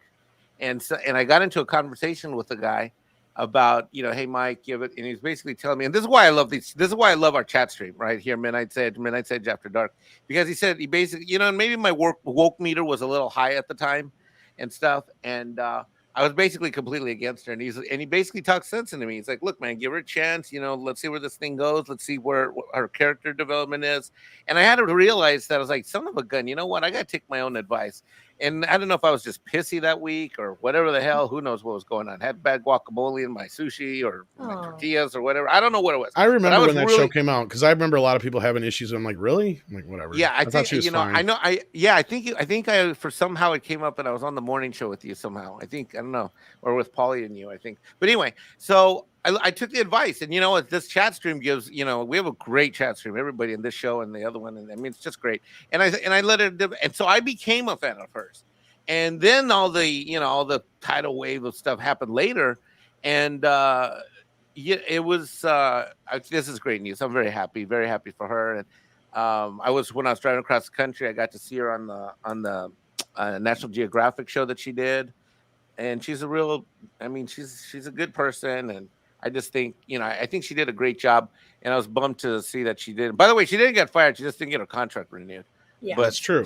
Still, to not see her as part of the show going forward is a major bummer for me. So I'm very happy. Very happy. At least Deadline did word it as turfed, though. I mean, they couldn't necessarily say fired, but they didn't leave it. They didn't. This is a very positive. Here's the thing. Here's another turnaround. Here's what I've been saying. Look at this, though. You've got, like you guys were just pointing out before, the headline was there. This is Deadline putting out this story, and they're talking very positively about this stuff. Yeah. So I mean, this is another turn, and also Matt Damon did a movie now where he plays a Trump supporter in it, and it's getting good reviews. So that's what I'm saying. Like, so I mean, it's great because it's just like maybe getting canceled doesn't mean anything anymore. Well, and even him being a supporter isn't like a big part of the script. That's the best part. Like, and that's what I'm saying is like, it's not hit you over the head with some stupid shit for 2 hours. Exactly. I guess they just comes up at one point. and his character mentions he couldn't vote because he's he can't vote because he's convicted felon. Yeah, I couldn't think of the words. Just like Bender. And then says something like, but if I could have voted, I would have voted for him or something like that when asked about Trump or whatever. But the movie itself sounds interesting. It's loosely based on that whole trial of that one girl who got sent up for murder and shit of her roommate. And that thing. Yeah. Dude, oh my God, when you get into that case, that is corruption. So it's loosely based on that story. I can't remember the name of it right now. Stillwater, that's what it's called. Stillwater. I want to see it. It looks interesting. Dash D says Viagra is a vein restrictor as it processes through your system and the veins slowly open and blood flow returns to normal. Isn't that the opposite of what you want? In a naturally operating system? No.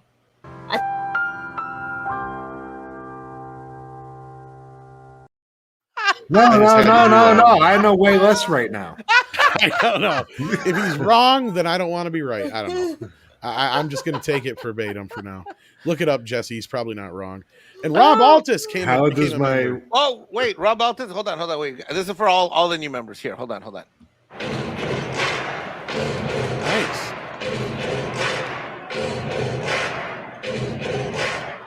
And I'll give him a PC load letter.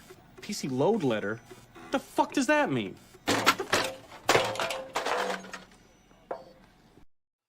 I thought Mikey was going to scream it out, man. I thought he was going to start belting out that tune. I love that movie. I did too. I was kind of expecting it. I was expecting coming up, member of MEAD in the afternoon. It's going to be a good time today. We will super chat you. Mr. Tickle Trunk says MEGG drink name idea gender fluid waterboarding. Ooh. Oh. Wait, what kind of gender fluid?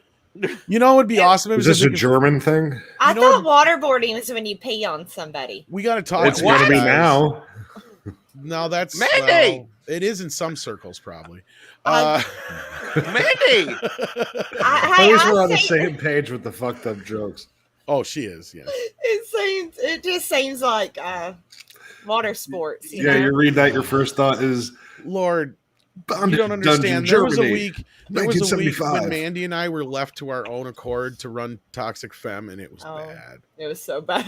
Wait, what show was that? How did I miss that? Well, we ended up having, I think, a couple of guests here and there, but we had Chrissy on with us. Chrissy, and then we ended up having a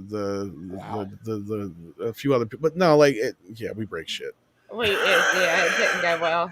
I don't know about not going well, but it was a fucking hot mess is what it was. It was a hot mess, and take that as you will.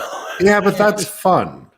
Well, it can't be all rigid. Here's the thing, Jesse. You know, you and I just barely kept each other out of jail. If Mandy and I went out, we'd both wind up in jail.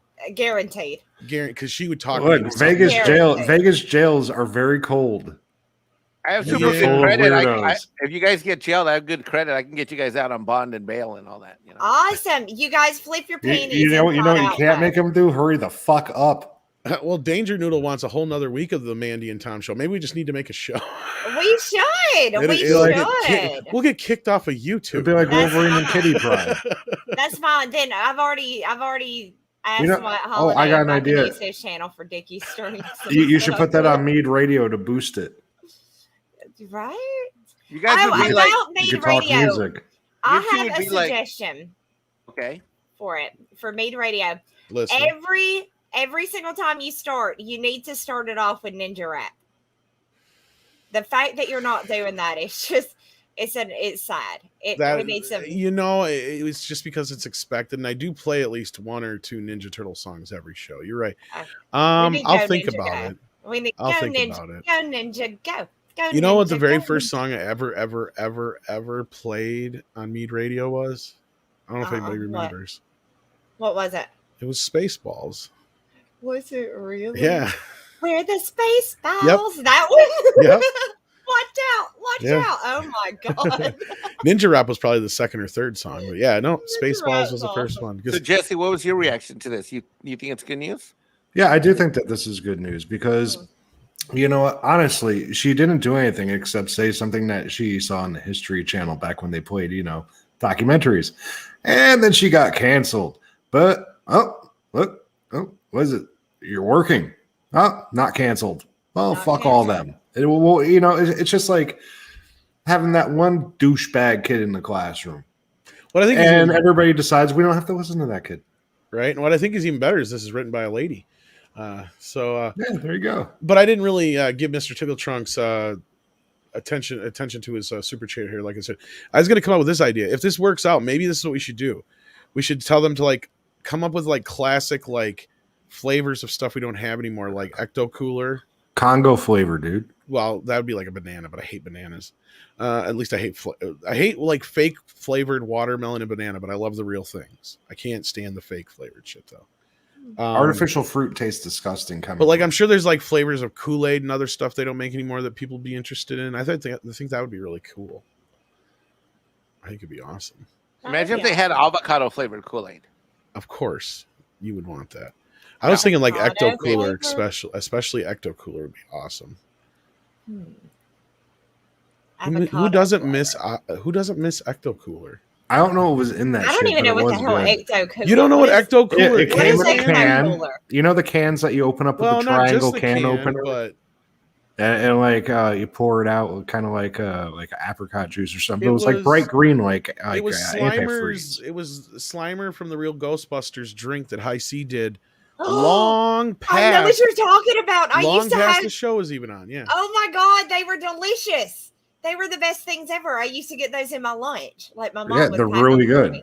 They were really, really good. I don't know why they canceled that. They should have just like left that out as a product. They ran it for like a year without the Slimer deal because they didn't want to keep paying for Slimer, and then it like didn't sell the other way around. I can't remember what they called it, and then they just discontinued it. I always called it Slimer juice. They could have just called it Pete's Punch. They could have.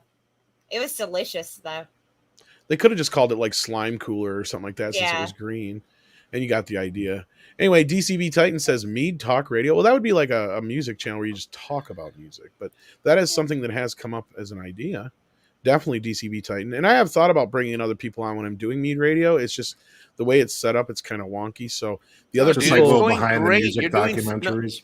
You're doing great, bro. You're doing such a good job. Well, I've wanted to because like I know like Culture and stuff have wanted to do it, and I know Paulie's wanted to do some stuff.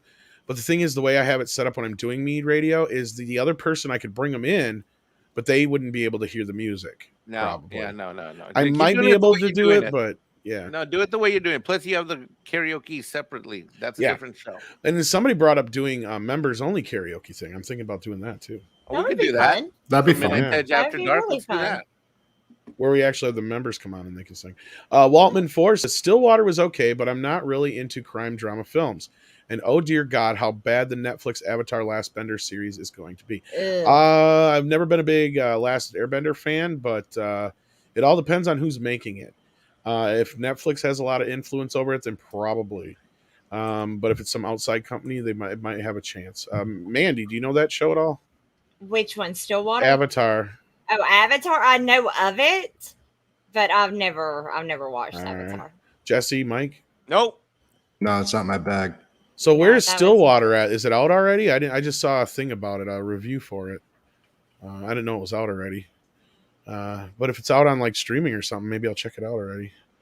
Sorry to hear it was just okay, but you also said that wasn't your kind of movie, so that's understandable. Big Daddy MRI, how you doing? Thank you again for joining the crew. Says MEAD Radio has the best dang DJ on the internet, and that's all I have to say about that. Hi, Six. That's all I've got to say about that. I should do it like this. Hi, Six. She likes that. All right, let's. Jesse, did you get to talk about this a little bit? Yeah, I think you did. Mandy, did you? No, I didn't. You did not. So no, let's hear from you. Okay, this has okay. I said it on my channel, but I'll say it again because I stand by this. The best part to me about Terminator 2, like the best part in the whole movie, is when John Connor is on his little motorcycle, right? And the T2 is behind him in that giant, like, 18-wheeler truck, right? Like, coming up on his ass. Yeah. And it's, like, terrifying. You're like, oh, shit, you know? This has everything that could make that happen again. But with Gina, and she's So fucking amazing. Now, I'm really excited about this. I know nothing about it. I'm going to watch it because Gina is in it, and I support literally everything she does at this point. But even if not, like, I think this is going to be great, even if she wasn't in it. But her being in it makes it so much better. I'm excited. I think this is going to be fucking awesome. I do. All right. Yeah. And Ben Wade, the nice gunslinger, says, Tom, Mexican, get out of the way. It's Mandy. Yum. Oh, hey, Ben. He's a nice gunslinger, though. He is a nice gunslinger. That's No always problem. good to know. I'd be happy to get out of the way, open the door, let you go in, handle, be the princess of the palace, all that. So you're kind of like Roland Huh? from the Dark Tower. He was a gunslinger. Yeah. That's Stephen King, right? Indeed. Yeah. Yes, it was. Thought so. Slithering Peanut says you're his celebrity crush. That is so sweet. I'm by no means a celebrity, but that is sweet. What? Thank you so much. Big Whatever. hugs. Whatever. Yeah, I'm happy for Look, Gina. if y'all build me up, I'm gonna get a big head, and then I'll be an asshole. So y'all You don't said want a to do that. big head. I'll start walking around swinging my dick like the guys do. It'll be sad. It'll be a side. You already do. A little bit. But that's why we love you, because you just have zero fucks to give. Like a Mandy's put quality out more brain. quality comic books in a year than DC has in the last Right? 3. And she's even got Hardcore Pornosaur, which is soon to be a comic, right? Yeah, you're damn right. Hardcore. And because I told you, I need a comic. I'm not reading no book. It's coming. It is coming. That's because I Literally. requested it, folks. Speaking of books, I just ordered Cameron's book on the last stream. I hope, Nice. Which one did you get, Mother or Swords? Swords. I just finished that one. It's freaking excellent. Yeah. Yeah, it's excellent. Cool. I'm actually debating between going back and rereading parts of it versus starting this other book, which I also own, which is Mother's. Which, anyways, you're gonna enjoy it. I'll be happy to talk. Cool. You know what? Why don't you, I have to finish reading Parallel Worlds first. Okay, well, when you finish Cameron's book, let me know, and then we'll. He said when he gets back from Bucharest or wherever the heck he's going, I'm going to do a review with him. So jump on. Oh, that's cool. Yeah, let's do it. You and me. I believe it's supposed to be coming the 13th, which should be tomorrow. I know it's not the real. Nice. Side note, says the Waltman 4, Chloe Bennett, due to scheduling conflicts, I'll be exiting out of the live action Powerpuff Girls. Bennett's agent, get the fuck out now. Yeah, she ain't got no scheduling conflict. She read that new fucking script is what she did. Yeah. And so she said, she's out. Screw you guys. So now, I'm does out. that mean her agent fired her too? I didn't hear that part. I've been so busy all day. I don't know. I didn't read that part. I didn't hear. read Is about that the agent. case? I didn't hear that. If that's the case, then oopsies. No, I think he's saying that the agent told her, get the fuck out of this now. Go. Get out. Oh, get out okay. of this. Yeah, Maybe. yeah. Gotcha. Probably. Because honestly, guys, I don't see this show making the light of day. And I got to thank, of course, Douglas Nelson for this lovely art. He made Robin look extra gay. He's packing some heat though, ain't he? You can see Burt everything Ward going certainly was. Holy crotch rocket, Batman! right. You can see everything going on. Yeah, down that was there a in the problem on the top. old show. That like Adam West is like, we can't have that. And they're like, what? His package is bigger than mine. They made him. Did They that made. happen? They made him take pills to make his wang smaller. I don't know about that part, but I know they did. Are you shitting me? I didn't hear What? that, but Why They didn't say he that just Return to get- the Batcave thing. Why didn't he just get Is one it of really? those pump things? I had a friend who got their stuck in it, and he had to call his mom to help him. and 6 says, "Hi, Big Daddy, kiss." There you go. He's not going to She's use a flirting with Big penis pump Daddy before he gets in the through Batman Super costume, Chat, mind Mandy. you. Why? If I don't he know. needs Because it's look going to be bigger- hard as a rock. So, Big Daddy, she is flirting with you through a super chat. just That is a make it lot. bigger. That almost made me jealous. I thought it just made the flaccidness bigger. Does it I don't actually? fucking know. Oh, It's supposed to make your dick bigger. yeah, well, That's exactly. what Austin Powers taught me. Well, exactly. That, like It's not I said, mine, baby. It's not going to be. I- It's not going to be bigger if it ain't. Never mind. What the hell is wrong with you people? I have a sneaking suspicion that you've done this before. No, I had a friend who got his stuck in one, and he had to call his mom to come and help. Wait, him wait, get whoa, it. whoa, whoa, whoa, whoa, It whoa, whoa. swelled up. You too got big. you got a And it friend that would get his penis caught in the No, it penis only pump, and happened. he calls his it mother. it only happened once, and he did. It was either call his mom or go to the hospital. The story he told he was really sad about it. He was really upset by how this played out. But it was either go to the hospital or go call his mom. So he called his mom. We laughed at him and called him gay and stuff afterwards. We did him up. Don't worry. If it's a pump, why didn't he just hit it with a hammer? I don't know because I guess his wiener was in it. You ain't gonna be swinging a fucking Thor's hammer around your dick with it. I didn't say you're driving a nail. I said you're trying to crack the thing. He's got to remember, Mike is but a boy. We don't use one of those, Mike. They're dangerous. Okay. Just don't hook it up my southern genteel sensibilities are offended. Y'all have got me all hot and bothered, and all of a sudden, out of nowhere, I'm getting the vapors. The vapors. It's real hot in here now. Oh, the vapors. I told you can't. I do believe I'm gonna have a fainting spell. He's gonna have a fainting spell. Thanks. He is. That's just what I fucking needed. Oh no. Well, this is just what I fucking needed. He's gonna be fine. I think. Oh, it's a lawsuit waiting to happen. The vapors. Oh Lord. Anyway, Sylvester Stallone. How much do you guys love him still, even though Arnie's kind of a dick? I like him more and more. I can't understand a fucking word he says. I like him enough, but can y'all understand what he's saying? He's always on build post 1986, yeah. I have no. I don't should really be talking like that, you know. Isn't he from like New York or something? Why the hell does Philadelphia? He talk like that? It's because Philadelphia. Isn't his face paralyzed or something? Yeah, when he was younger, he had like a stroke. Oh, and now I feel like a fucking. He had a stroke. Yeah, when he was a man in that physical conditioning. When he was born or something like that, yeah. Okay, I feel like a dick now, but seriously, I had to turn the subtitles on. It's okay, Mandy. The man's had a good life. Or something like that. Wait, did you say you had to turn the subtitles on? Yeah, Mandy? To understand what he was saying on Rocky. I had no fucking clue. You know when he did that really emotional scene with Adrian, that the way he did it was he just slammed a bunch of booze first? Did he really? Yeah. Hey. I'm gonna kiss you, and you don't have to kiss me back if you don't want to. Adrian. All right. Well, guess what? Sly has a new record to add to his list. Sylvester Stallone punches his way to knocking out a #1 film in 6 straight decades. Wow! With that's pretty impressive. That's he has cool. now made it 6 straight decades with a #1 hit at the box office. I think the only other person who has that distinction would be Harrison Ford, if I'm not mistaken. Pretty cool. That's pretty damn cool, though. That's awesome. And honestly, and he did it all with Rambo. Yeah, I'm pretty sure Harrison Ford is the only other person who has that distinction. Somebody correct me. I'm sure they will in the chat if I'm wrong.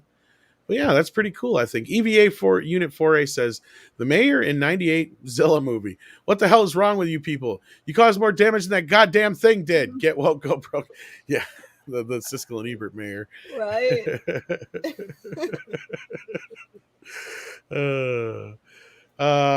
Dash D says, wasn't there a topic around here somewhere? We got through the topics already without a script here. We went through pretty quickly, so now we're to the fun stuff. So, yes, like num-nums. Num-nums. Num-nums? I liked King Shark. No, I really did. He was my favorite part. He was my favorite. I loved him. I thought I was going to hate that character, and I love that character. I thought it was great. I mean, I kind of hated that the weasel couldn't be in it. He ate 27 kids. You get hungry. True. You're not yourself when you're hungry. You know, not all kids are great. We gotta face facts here. Yeah, let's be reasonable here. Some of them, they could do with eating. Well, and then Mr. Tickle Trunk does bring up that we filled up time with penis talk phrasing there. Wait, wasn't we? Stuff. It wasn't we. It was Mandy, Tom, and a little bit of Jesse. I'm learning y'all stuff is what's happening. Yeah, I like this picture too. This is great. That is so fucking funny. Yeah, they're gonna win. They're totally gonna win now. They're gonna win. I love how he's smiling because he's like the only one aware that his picture is being taken. It looks like Yes. He's just a big, good-natured idiot. He's very SpongeBob-like, actually. He is. I like Dash D's. I just finally read the super chat. Actually, Sly was getting ready for his porn movie, and when using his pump, it got stuck. So he took a hammer to it and smashed himself in the mouth. Tragic, really.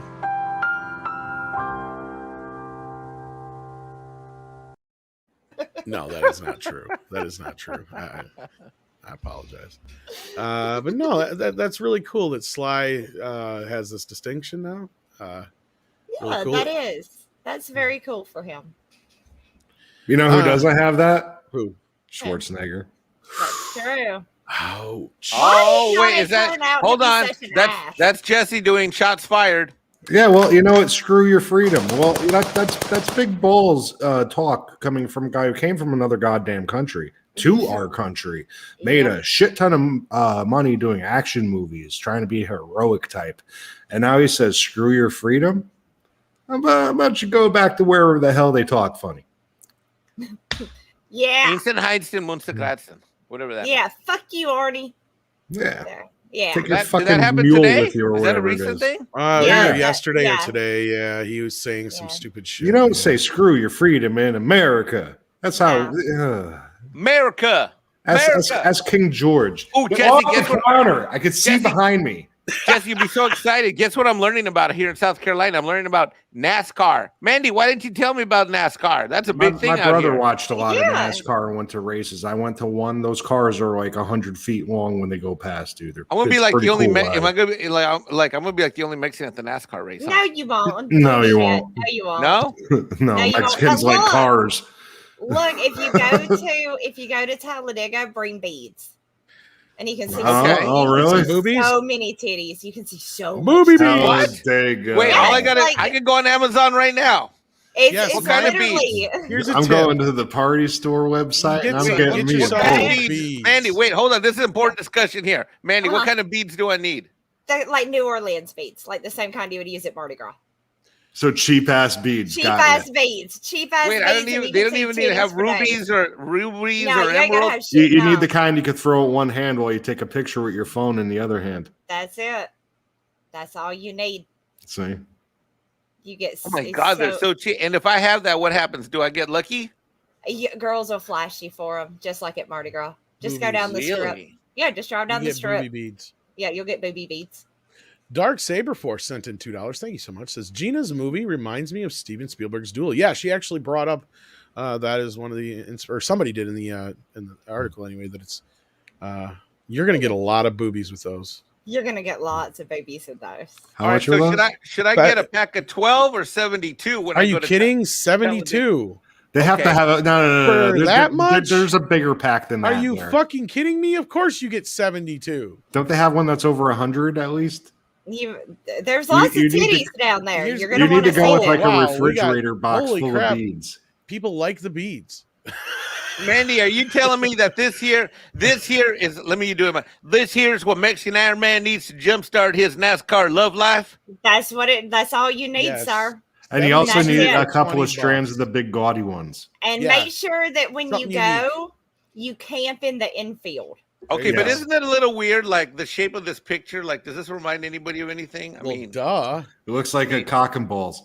It's oh my God, it does. I didn't say it. It's like if you get these beads, your cock is going to look just like this. Mandy, you forgot to mention one thing though. He's going to need an RV, which it's a good thing that Mexican Iron Man. It's a good thing he's got money. Is he bringing back Girls Gone Wild here or something? Why do I need an RV? What do I do? What do I need an RV for? Because that's how most people camp in the middle.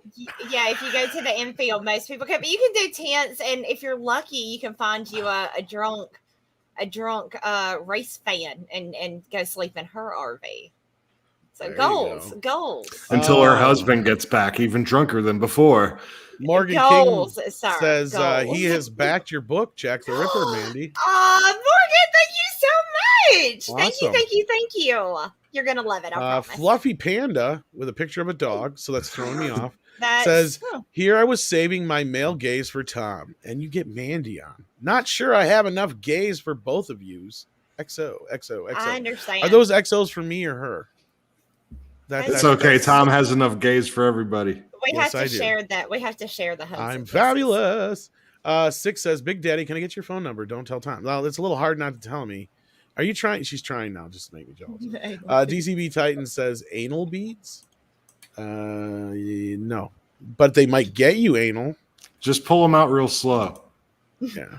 What? What? Mr. You're not starting a lawnmower. This is why I was saying they like the beads. Mr. Tickle Trunk says, "Be right back. Dropping $200 on bead packs." We're not responsible. I'm more of a STDs do-it-yourselfer. I go get Nerf balls and I put a rope through the middle. I was gonna say, Mike. Oh, now he's looking up RVs. Jesus Christ! He's like, I need an RV. There you go. You can. He's like, I'm gonna get me a whole bunch of NASCAR ladies. Is this what we're looking for? Look. So then I can make. Look right here. Right here's our taco preparation area. I say that. And look, and it's nice right kitchen. That bed looks like it's already been pounded out. You might want to go for a different model. Here's where I can have the romantic breakfast of love after in the morning. Yeah. And then look how close the taco tortilla stand is going to be to the giggity area. That's true. I like that, but that's a little fancy. Hey, you don't need nothing that fancy. Yeah, but can you imagine the tail? I'm gonna go back and I'm gonna find something else. Hold on. He might be able to get two chicks at the same time with that one. Yeah, you're gonna get a girl that's not a lady of the night and something that nice. You need. Are you sure? So I need a better one or a you need to raunchy it up. You need to go more back alley. Yeah, I'm thinking it'll help. Are you sure about that, Mandy? I think it'll help. Look, just Google what Ash's RV looked like on Ash versus Evil Dead. Yes, because he got a lot of tail. Yeah. Okay, I got one. Okay, all right, let's say it. I got one. Hang on. What do you got here? Okay, but that one doesn't have. You're gonna get a bunch of hippies with that. that. Oh, it's got to be mobile. Hippie chick? No, there's no bed, and hippie chicks don't shave. They're not people; they're hippies. You want a bunch of hairy legs and armpits? There's not even a bed in that one. They're taking notes, by the way. So I went too far down. So this is. It's okay, Mandy. The only place you take a girl and something that fine is the middle of the woods.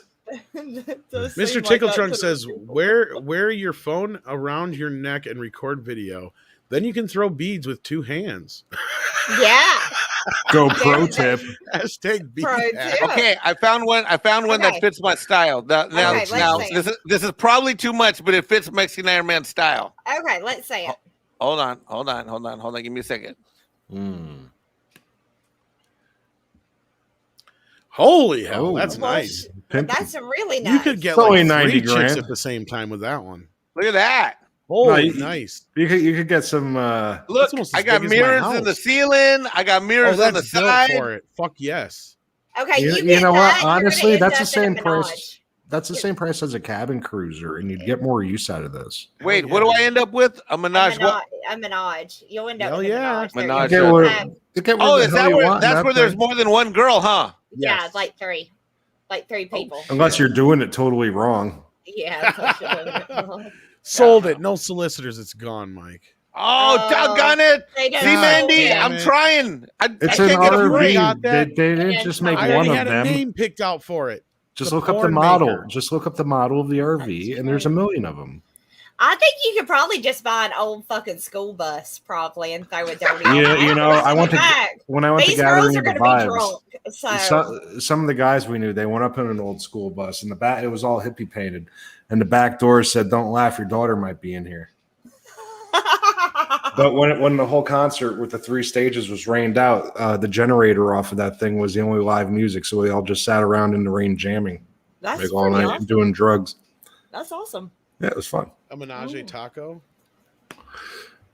Yeah, you gotta put the hot dog in the taco. The hot dog in the taco. Oh shit! Eric Winberg makes a comp. I gotta have what does he call them? Stabilizer jacks. That's for when I get my sexy time on. The stabilizer jacks to make sure it doesn't tip over. Oh, so it doesn't rock, so you don't knock it over. Yeah. Because I mean like dunnage. I might get my sexy time on. I might need stabilizer jacks. Do you really feel like you need that? No, probably not. What you need is a sex swing. Those can be fun if you know how to use them. Indeed. Oh, no! And the real way to use one of those, everybody listening at home, is to make sure that you actually have it going into the framing. Otherwise, she's going to get injured. No! He is telling all the truths. Mm-hmm. Mandy! Carpenter. I like to play in them. They're fun. Oh! Not to play like that, but just to swing in them. They're fun. Okay, pictures are didn't happen. I'm just saying they can be fun. Little swingage. Good times. I'm gonna shut the fuck up. This is one of those moments where I'm wondering that where like Bambino needs to go for a walk, but he hasn't bothered me yet. That's strange. Because normally he bugs the piss out of you the entire It's because show. he hears Mandy's voice on the screen. Maybe it's more soothing for him. I see him. She is good with critters. I am very good with critters. Really? This is the first time we've done a MEAD show and Bambino hasn't lost his mind. I think it's literally That is true. It's calmed him down. That's sweet. Look at him. It's usually the second you start. He's just like right up on you. That's sweet though. That is. Why is everybody so quiet? Are we? I don't know. I don't know. I Did think something Mike happen? farted. No, Mr. no, I didn't. What's the matter with you? Mr. Tickle Trunk says, "Buy one up on blocks in the city. You need it. Need in it. Need in it. You need it in. Buy one up on blocks in the city. Okay, I got it. That you need it in. Get it. I'm being dyslexic right now for some Yeah. reason. So that way I can, like Mandy says, I can save my money on shipping and invest it in the beads. I'm reducing my shipping costs, and I take those saved dollars and I can get more. You know what? I mean, more like, sexy time beads. Exactly. Mike, Party Plus is a chain. Just go to the store. Just tell them you want a gross. No, I want the convenience of delivery to my home. Oh, okay. So That's reasonable. That's reasonable. Why? So the guy delivering it says that sees that this came from the titty bead factory and knows you're a weirdo.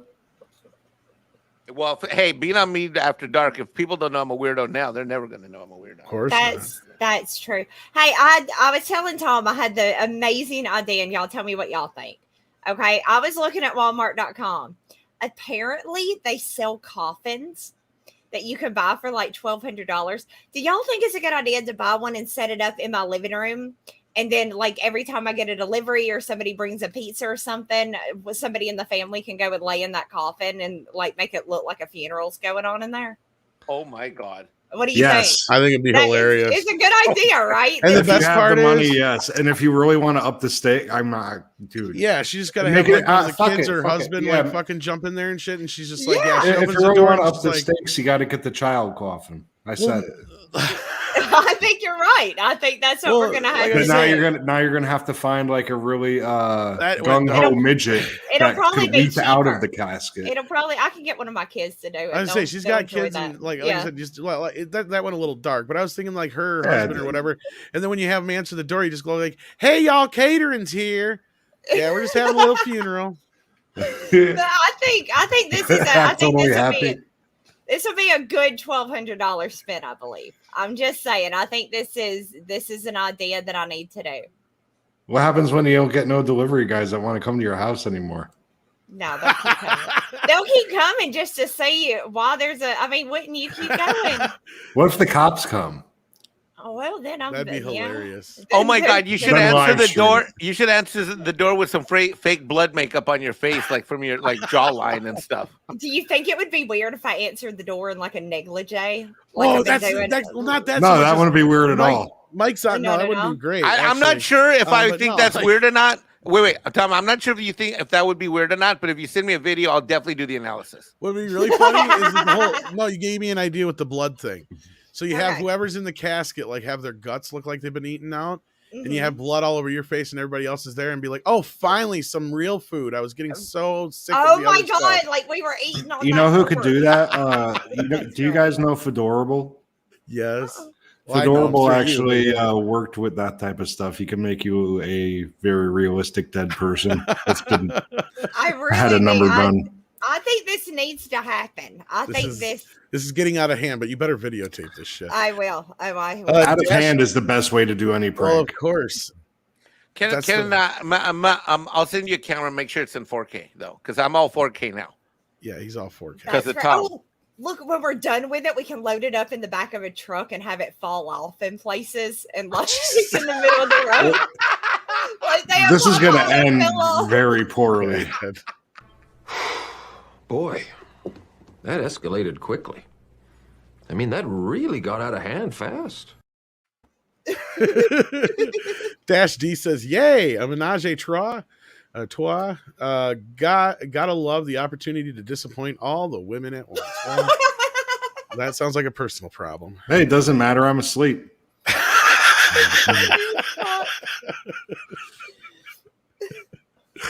Hillis Mallory says, "Mandy, I keep getting the MTV music in my head. I wonder why." I wonder. And I think we're caught up then on Super Chat. So thank you for those kids. Check out Mandy's new book. That's right. Mr. Tickle Chunk's got the link in the chat there. Thank you. If you want to share the link for your other book we were talking about earlier in the private chat, I can send that out there. Actually, you might even be able to share it. I think you got a wrench. Do I have a wrench over You here? should. If you don't, I don't know if I do or not. I'm just logged in through StreamYard, so. Gotcha. But yeah, just you should go ahead and share the link, and I'll share it out there. So if people want to get hold of that book, yeah. Other than that, you got anything coming up that you want to plug, perhaps? No, just check out my book, Jack the Ripper. Follow me on Instagram and Twitter at Wart the Wizard. Tomorrow night on my channel, I'm doing a big bush, not a big bush. I don't know why I said that. No, I don't know why I said big Is it bush. a 70s bush? That is not what I meant to say. No, I'm doing a big book, not bush. Does it look like pants? Holy fuck. I don't know why I said, but I got bush on the brain, apparently. No, we are doing a book push over on the Comics Gate side. So we are going to be talking about a bunch of different books, and a lot of guests are going to be popping on to talk about their projects and all of that good stuff. So definitely come hang out with us tomorrow night if you're not doing nothing. And yeah, other than that, just come hang out with me, you guys. I'm going to be streaming a lot during the day. You'll be able to find me over on Midnight's Edge. You'll be able to find me here. You'll be able to find me everywhere because I'm doing shit, y'all. I ain't sleeping during the day no more. It's a new leaf. I've turned over a new leaf. A new sheriff is in town. I found my alarm clock and everything is turning around. Yeah, I'm turning it around, y'all. So, yeah. And that's it. I like that. So, yeah, you can see Mandy popping in the morning show here and there now that she's got some chitlins in school. She's got more time on her hands, so that's always a plus. And Jesse, you going to be playing some Friday the 13th games tonight, or what? I'm probably going to dick around later and play some video games. We got to figure out if we're doing I have to do more live streams. Yeah, I have too much shit to do tonight because I have to do a video I wanted to do. But I need to run more live streams. It's just that like I work too much during the day, and then like it's hot, and then I'm tired and I fall asleep. And right here, I shared the other book we were talking about earlier that I told Jesse about, the pirate book. So if you guys want to check that out, right there. Cockles, Tails, Blunt. What? It's Captain Cockles, The Tales of Butts and Plunder. Why would I want to read a gay pirate book? It's hilarious. I bet I'll send you the link. All right, you don't even have to pay. It's parody. I'm not going to read that. Yes, you will. You'll love it. Read it. You're gonna love it. Look. What's up with the woman who's trying to encourage the guys to read gay erotica? Oh no, this is nowhere near erotica. If you get turned on by this, it says so much about you. No, there's that. None of these people want to be plundered. So this is just a gay rape book. Is it a pop up? Does it have a little tab to make them move back and forth? Damn it. Pretty much. Is there a guy behind the bush holding down the fucking young buccaneer? He has his first mate Fisto, and he's like, "Hey, Captain, you gotta fuck him good." How did you get the name Fisto? Yeah, that Fisto. I don't know what's worse with Jesse. He looks so sincere in his like quest for knowledge, but I'm so horrified by what he's asking. All right. Here's what I'm gonna do, since we still have a little bit of an audience left. All right, I'm going to read a passage. You're going to read Captain Cockles. Good. I want to hear you do it. I want to hear your voice. A butt. Here, I'm going to even share it so you can see the cool cover. Let's see, watch this. Here we go. Captain Cockles and the Tales of Butts and Plunder by Mandy Summers. Some of my better work. Deep in the cockles of my heart. Captain Cockles, A Tale of Butts and Plunder by Mandy Summers. Cover art by Peter Gilmore. Skip all that. This is. They took his booty, and now you wrote this gay porn. I did. I'm very proud of this book. There's a table of contents that makes it legit. That's it. That means it's real. You're a pervert. Chapter 1: The sea was alive.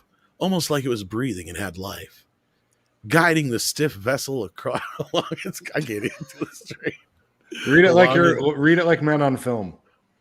The sea was alive, almost like it was breathing and had life, guiding the stiff vessel along its course, which was in search of any opening that it would welcome it. That sounds like a whore I knew. The waves crashed and greet the hard wood of the ship. I love hardwood. Stains from long ago glistening in swollen pride.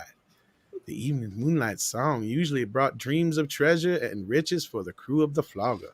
But tonight, the song will be of the blood, butts, and plundering. Ah!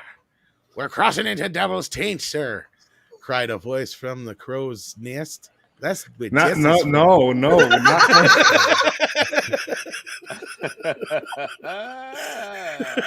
Another gentleman stood tall on the wheel of the ship, his hands tightly clutching the knobs. Woo. All right. This doesn't happen on my pirate ship. This is a different crow's nest.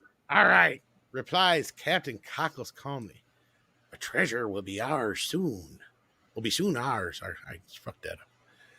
Short, a bald man holding a large tattered map stands beside the Captain Cockles, rocking back and forth in the boat. He says, "Yep, right there's the Devil Taint, and deep into its asshole." Captain Cockles sighs and replies, "Just how deep are we taking it here, Fisto?" Fisto responds, "Deep, Captain, real deep." Right to the elbow. "That's right, but that's where the good stuff lies." Mm-hmm. In her Captain stomach. Cockles adjusts his balls and white knuckles the wheel and replies anxiously, All right. Am I saying that right? No, all right. All right. Okay. The guy from Amon's cavernous approaches the distance, and the entrance is dark, moist, and mysterious. Fisto bounces from foot to foot like a leprechaun in anticipation. "You're gonna hide the ship in there real good, Captain?" Captain Cockles nods and grins. Is this the good ship lollipop? "Indeed I am, Fisto. I'm gonna sail the shit out of that ship. You know why that is, matey?" Fisto claps his hands, collapsing and reopening the map, and responds, "Why's that, Captain?" Captain Cockles reaches down and grabs Fisto by the front of his tunic, balling up his hand. "Because this pirate pecker yields for no man. I will have the treasure. Now laugh with me." They both begin laughing insidiously, like, ha, ha, ha, ha, like that. Okay. If you want to know more about the adventures of Captain Cockles, then get the books. At least you didn't get to the rape scene. Not yet. There's many of them. It happens. There's many of them. Well, it's not real though because it's a ghost. It's like not the real entity. because They got I away wrote with it. it with the entity. They got away with it with the entity. I can get away with it with butt pirates. She's like, I made it up. It's not real. I could have him do whatever horrible acts I could dream up. This is like a penthouse form written by Cleveland Brown. Oh my god! At least now we all know what kind of porn Mandy watches. That's not Cleveland. Cleveland sounds like this. I like. No. I used to watch Heck like, no, stuff sold. like Lord of the G Strings. What's this, Mike? Oh, What is so that? John, the casual artist, just sent me this on Twitter. He's one of my He buddies online. He goes by John, the casual artist, and he told me he's going to put together a little He-Man thingy for me, and he did. So I want to say thank you to him, and he just threw this up. I just got it a minute ago, so I want to say thank you, bro. I don't know if he's watching, but I love people that could draw because I can't draw to isn't save it my amazing? life. I have so Same much here. respect. Same here. And they make it look so easy, but it's They because they've been doing do. it forever. They do, and I want to be good at it, but I'm not. And it just like, and then Peter turns in pages, and it's all good, and I'm like, Well, you know Yeah. what they say, 10,000 hours. right. I probably ain't near that. Nowhere near it. No, I ain't got time for that shit. No, neither. I'm trying to learn Spanish one word at a time. That's my level right now. I don't know how well that See, is. senor. Indeed. El Bildango. ¿Cómo está? Donde es la biblioteca? Yo quiero Taco Bell. Mandy, did you use to flick to entity? No, I never flicked the bean to entity. That's not sexy. How did you Entity. even write that? Like, Drunk. in a very honest place. Let's just say I had help. Sorry, nuanced observer. I'm not going to be making it, and I don't think is Mike. Are you going to make it out there this time or no? Oh no. I'm too far behind at work. I would say I don't think anybody else here is going to make it. And either. we've got a lot of Plus also we got next week we got the Edward James Olmos thing. Yeah. I got to get ready for that with Paulie. It's gonna be a big show, big show. I gotta say, I'm never going to another Star Trek convention again. That was a total waste of a Vegas. I wasn't even going to go for the convention part. If we ever go to Vegas again, it's just got to be purely to Wolfpack that bitch. Well, that was kind of what it was for. It was for to meet up with all the other guys and gals and all that stuff. If y'all ever go to Vegas, y'all better let me go. I want to gamble. Well, of course. And we got to go to a strip club. Because we need your husband. No. Yeah, man. No, you won't. No, you won't. Do you know how much those fucking places cost? Mexican Airman will take care of it. Yeah, you want to spend a few grand? There's got to be a dirty one, right? With the cheap horse. You don't want that. It's easier. Look, Mandy, don't you worry about the 20s. If you're going to do that, you could hire a girl to come back to your room and dance for everybody, if you know what I mean. Yeah, but I want to watch y'all with the dirty ones. I don't want to see you with the good ones. I want to watch your face as you got a dirty one. Yeah, like that. No, we need Mandy. That's when you said get out before I call security. We need Mandy's husband to bail our ass out of jail. That is true. Somebody's gonna have to bail me out. Y'all may have to start a GoFundMe. Yeah. That's I don't know where these fantasies of getting bailed out of jail come from. That's the next day if you were to get charged with something. You're there for the evening. If y'all go to Vegas together, believe me, I could have just been like, look, if I could swipe a credit card right now and just leave, that'd be lovely. But no, that's not how it works. Oh shit! Did they take your panties and give you the used prison panties? No, they just make you sit in a fucking room full of a bunch of fucking weirdos forever. Do you still get the payphone? Because I'll sit there and no, not even. It's not a payphone. It's just this weird phone that's connected to the wall, and it works sometimes, and it doesn't work sometimes. But you have to hold your head up against the wall to use it like a fucking moron. Works, but it doesn't work. That sucks. That shit. Oh. Well, y'all hide me out then. Y'all just don't let them catch But me. you know what? They let you go when they can't find the body, so whatever. See, there's some silver lining for us. I'll bring my credit report, the beads, and a whole bunch of 20s and ones. We're good to go. Yeah, let's go look at them titties. Mike's got a face, man, everything. Just go in there like, hello, I am Mexican ironware. Yeah, I'm going to walk in there with my helmet on. Don't tempt me, Jesse. I might do it. Be like, look, it's a Corona mask. You want me to be safe, right? You science denier. Well, and as Mike said, we got to prepare for Mr. Edward James Olmos. So that's what he's up to lately. So if anybody's wondering what he's got going on. Yeah, he's so cool to come back over and over again. Let's see here. Who's live right now? Well, let's send somebody somewheres. I'd send you to Popcorn Planet, but he's talking about Britney Spears shit. Britney, yeah. Yeah, that thing's a mess, man. That's bless It's weird that everybody's cool with human slavery in 2021. Yeah. Well, her dad resigned today, so it's kind of he stepped down from being from the conservatorship. So you got all kinds of people. Oh, he's busy hiding all the money he spent. Here we go. We got all kinds of people hanging out over on the Real Review 3000's channel. So go over there and tell them Mead sent you. Yeah. Stephen Otten says, fuck it. If I go to Vegas, I'm going with you guys. Well, that's good to know. Yay! Yes. We need a crew. That's my boy, Steven. Done. I want to go to Mardi Gras, but I don't have that week on vacation this year. That would be fun, too. Yeah, that would be really fun. I always want to go to New Orleans. Let's not fight about COVID. Shit. I don't want to fight about COVID. Why fight about COVID? You know, I made a joke about COVID, but nobody got it. Oh, I missed this. Jesse, you're not pronouncing it right. Here in South Carolina, we call it the COVID. Yeah. They call it the jibba jabba. Fred Sacco, sorry I missed this super chat earlier. Says Mead Live starring Jesse as Buzz Killington. Well, the kid thing was kind of that was a little what? Yeah, you know. Yeah, Jesse said, Jesse, I love you to pieces, but sometimes you come off the wall and no. You sometimes go just a little over that line. Just a little. What in hellfire tarnation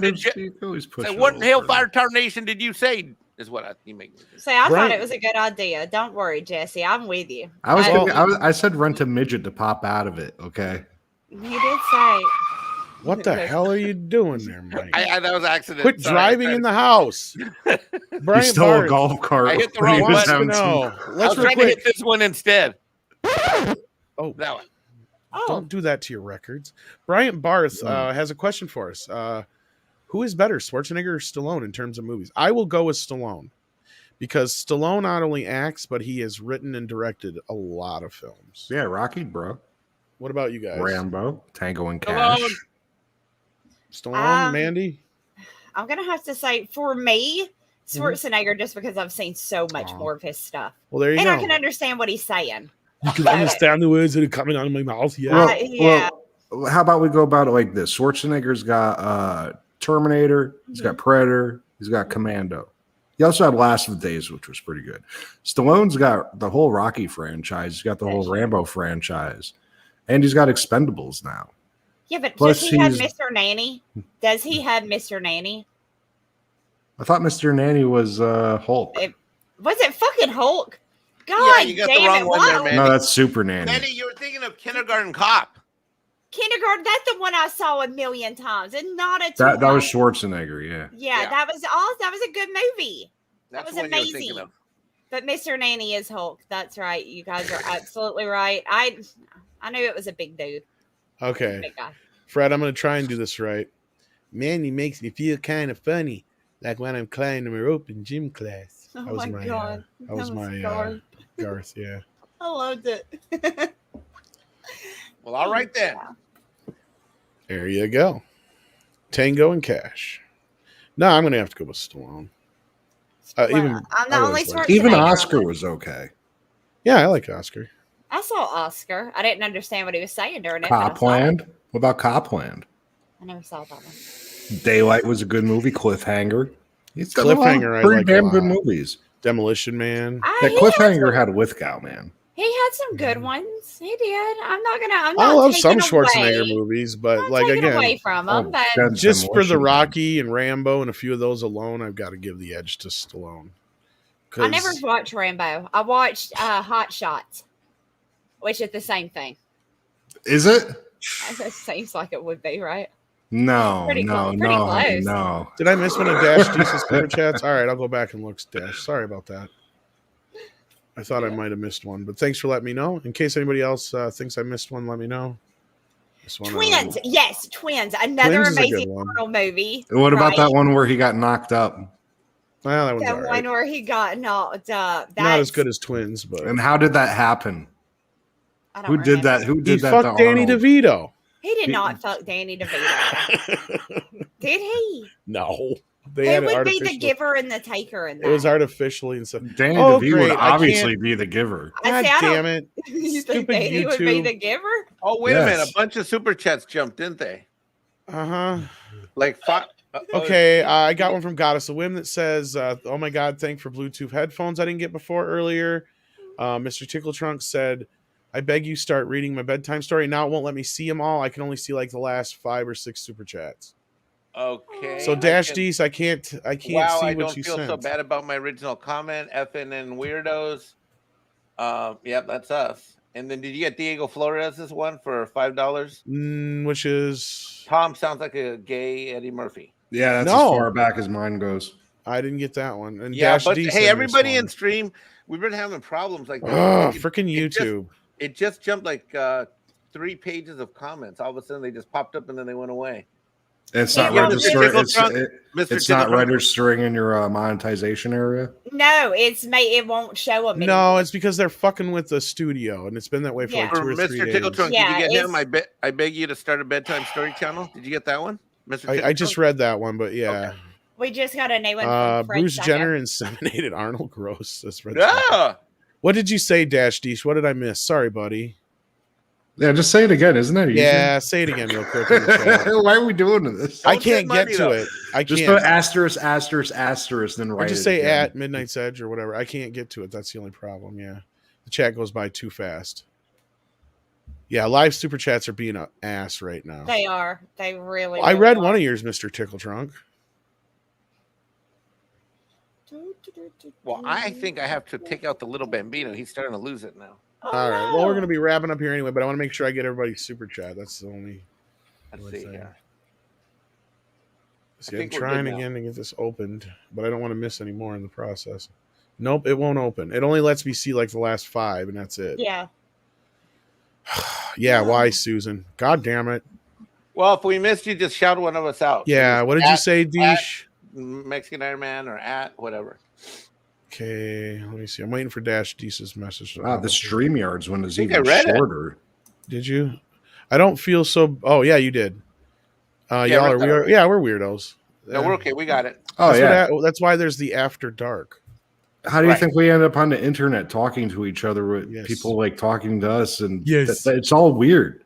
This is very weird behavior. People don't do this. I'm just an unfrozen Mexican caveman. I don't understand your fancy technology ways. That explains. I'm going to need another fire water to I was frozen for 100 million years, and me and my taco just thawed out. And I don't understand, Mandy, your sexy bead Mardi Gras ways of NASCAR. They're just too different for me. I'll teach you. I'll teach you the ways of NASCAR. I'll teach you the ways of NASCAR. Yep, you just take a left. Pretty much it. That's pretty much all it and is. if you're not first, you're last. And for some reason, they drink milk. I don't know why. You like Dr. Coppernell says, your world the milk thing. Where's the milk thing from? Confuses. I have no idea where the milk thing comes from. What milk thing? I they had drink no milk. idea. Instead of like busting out the champagne, they drink a thing of fresh milk. Oh, because is that a milk campaign thing? That must. I think it's just like back in the day when you're a redneck. That's like the best shit. That's like your treat, like the fresh cream off the milk or something. Back in the day, things were simple. Do you know how many fucking cows we have? There ain't no redneck getting excited about milk. I think it has more to do with not allowing them to do like alcohol. I think they just won't let them have champagne or anything anymore, beer or whatever they used to like shake up and stuff. That's what I'm thinking. Because they're woke as so this is a new thing and not an old thing. I think so. I don't know anything. Yeah, we've turned into Jesse's channel now. What's wrong with my channel? Nothing. You can just go from your channel's amazing. You go from talking about a movie to the next thing you know, you're talking about milk. Well, that sounds like me. So, or rotary phones. Look, a rotary phone is pretty cool. It makes you feel important. A rotary phone makes every conversation more important because you gotta take the time to do it. Yeah, wait for it to come back and then do it again. Yeah, it's a whole gives you time to think about what you're gonna say to Anthony when he picks up the phone. That makes sense. It's an event when you use a rotary phone. Yeah. Some of my favorite videos are like young kids when their grandparents or whatever try to make them use a rotary phone and they have no idea what the fuck they're doing. And because they're just stupid and they can't figure it out. Yeah. This says at least we have to deal with Borderlands 3 and Ava, the self-centered video game character ever made. I don't play Borderlands. I'm a GTA guy. Yeah, I was gonna say I'm not sure. I play GTA. Do you know anything about Borderlands, Mike? Help me out here. Nope. One of the games I always want to get into and I never did. Yeah, sorry, I'm not a gamer, dude. Like I had to explain Grand Theft Auto to fucking Andre yesterday. Did you hear that, Jesse? Did you really? No, because I lagged out because I was in the figured zone. I'm like, oh shit, I guarantee you Jesse's like, I know this shit. Why am I not on there? Yeah, because it's like I'm at work. Jesse was here. Because like he knew more about this stuff because I had to explain GTA to Andre. I can tell you. Do it when I'm on. Andre will do it. He did it to me with He-Man, the 5th episode. Mike, go play Grand Theft Auto right now. We'll wait for you to come back. That's a pretty good Andre. No, he's usually he goes, what game is that? And you'll say the name and he'll go, is it on the Sega Mega Drive? And you'll say no, and he'll go, I don't know it. Sega Mega Drive? Yeah, that's like the fucking Sega Genesis. Look, I gotta check this out. Like fucking Sonic? Like it's what they called the Sega Genesis outside the US. Oh my god, he's so cute. Like I had to Bad Bunny. I had to explain to Andre what GTA was kind of all about. That is adorable. Yeah. Well, he kind of knew what it was, but he still was just kind of like, "Is that the game where you go around killing people?" That's what all he said. Yes, you like, sort of.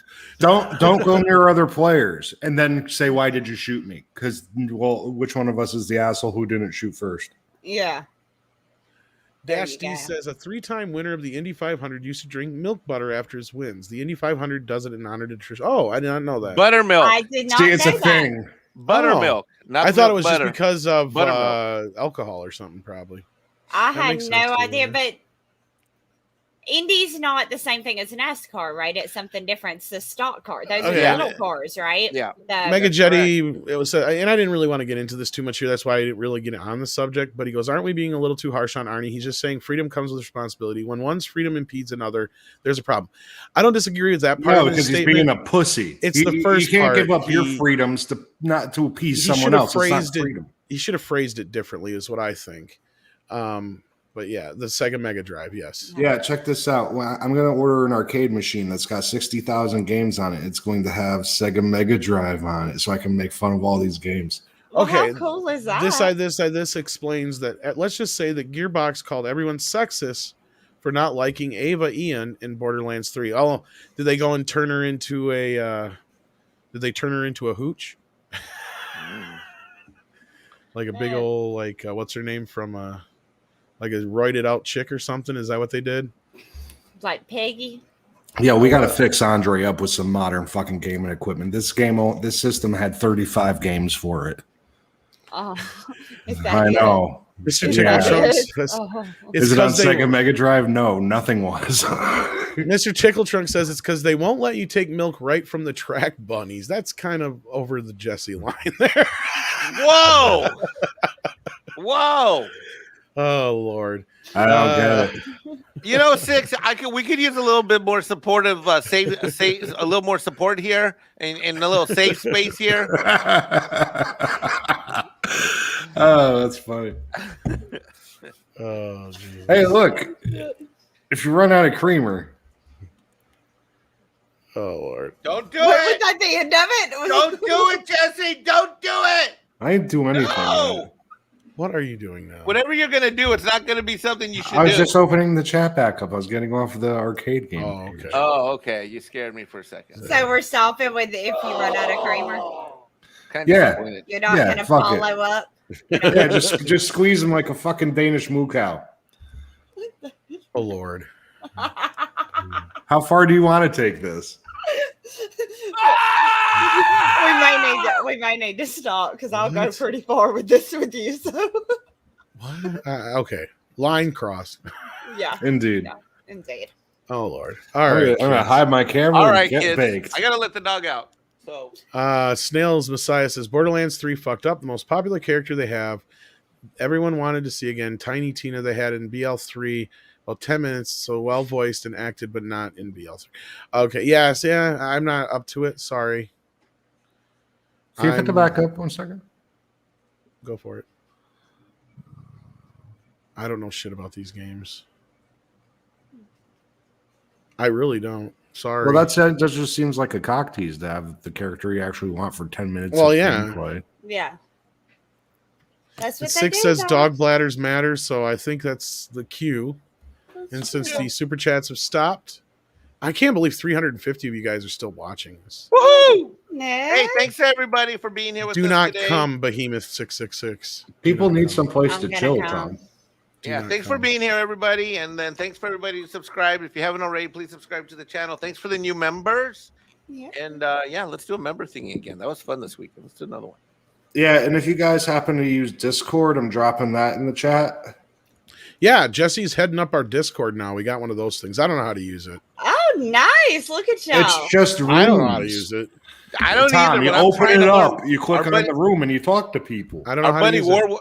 Dude, my buddy Warwolf was I missed 3 of his invitations because I just never opened the thing, but I just opened it. So And Dash D says we love you guys. Well, we love you guys. You guys in the chat make love this you happen. more. And then Mr. Tickle Trunk, one of our wrenches, says run now, run. Speaking of wrenches, show some love to the wrenches out there. We've got Woohoo! 6 hanging in there. And we've got Mr. Tickle Tickle Trunk. Trunk. And I made Big Daddy MRI a wrench. Big Daddy, am I got right? And yeah. Coffin Nails. Don't forget about my buddy Dr. Is Coffin Dr. Nails. Coffin Nails hanging out there? I didn't see him. Sorry about that. Oh yeah, he's been with us tonight. And Sander was here. I think Sander's still here. Goddess of Whim. Yeah, Goddess of Whim. I think it has a wrench too. Yeah. Is there a way that you could see how many channel members there are? I used to be able to. Yes. Let's see if I can. If it'll actually show it. Yeah, I was just gonna say. Yeah, we'll see here. If it'll work. Memberships. We have 61 members. Wow, now. That is awesome. We need to hit 69 though. 69 is the magic number. We are at 61. We'd like to see 69. We like to do 69 things on Midnight. Guys, still here. Dark. That's right. Yes, I am. All right. So with that, I want to say thank you to everybody. Check out all these lovely channels. Head on over to let's see, who did I send you over to? Real Review 5,000, 3,000. Are they still going? Yeah. I don't know. Let's see. Is he? Yes. Yes, he is. My thing. Or they is. Yes, they is. Damn it. Whoa. At the last minute, Morgan King coming in at the moment. Hold on. Stop the show. Yay. All right. Morgan King is a new member. So let's give him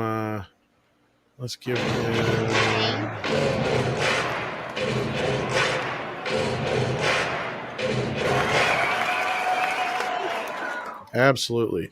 Let's give him and Dash D's also at the buzzer. Okay, now I gotta do something special. Shit. Okay, we can do it. You can do it. You can do it. You can do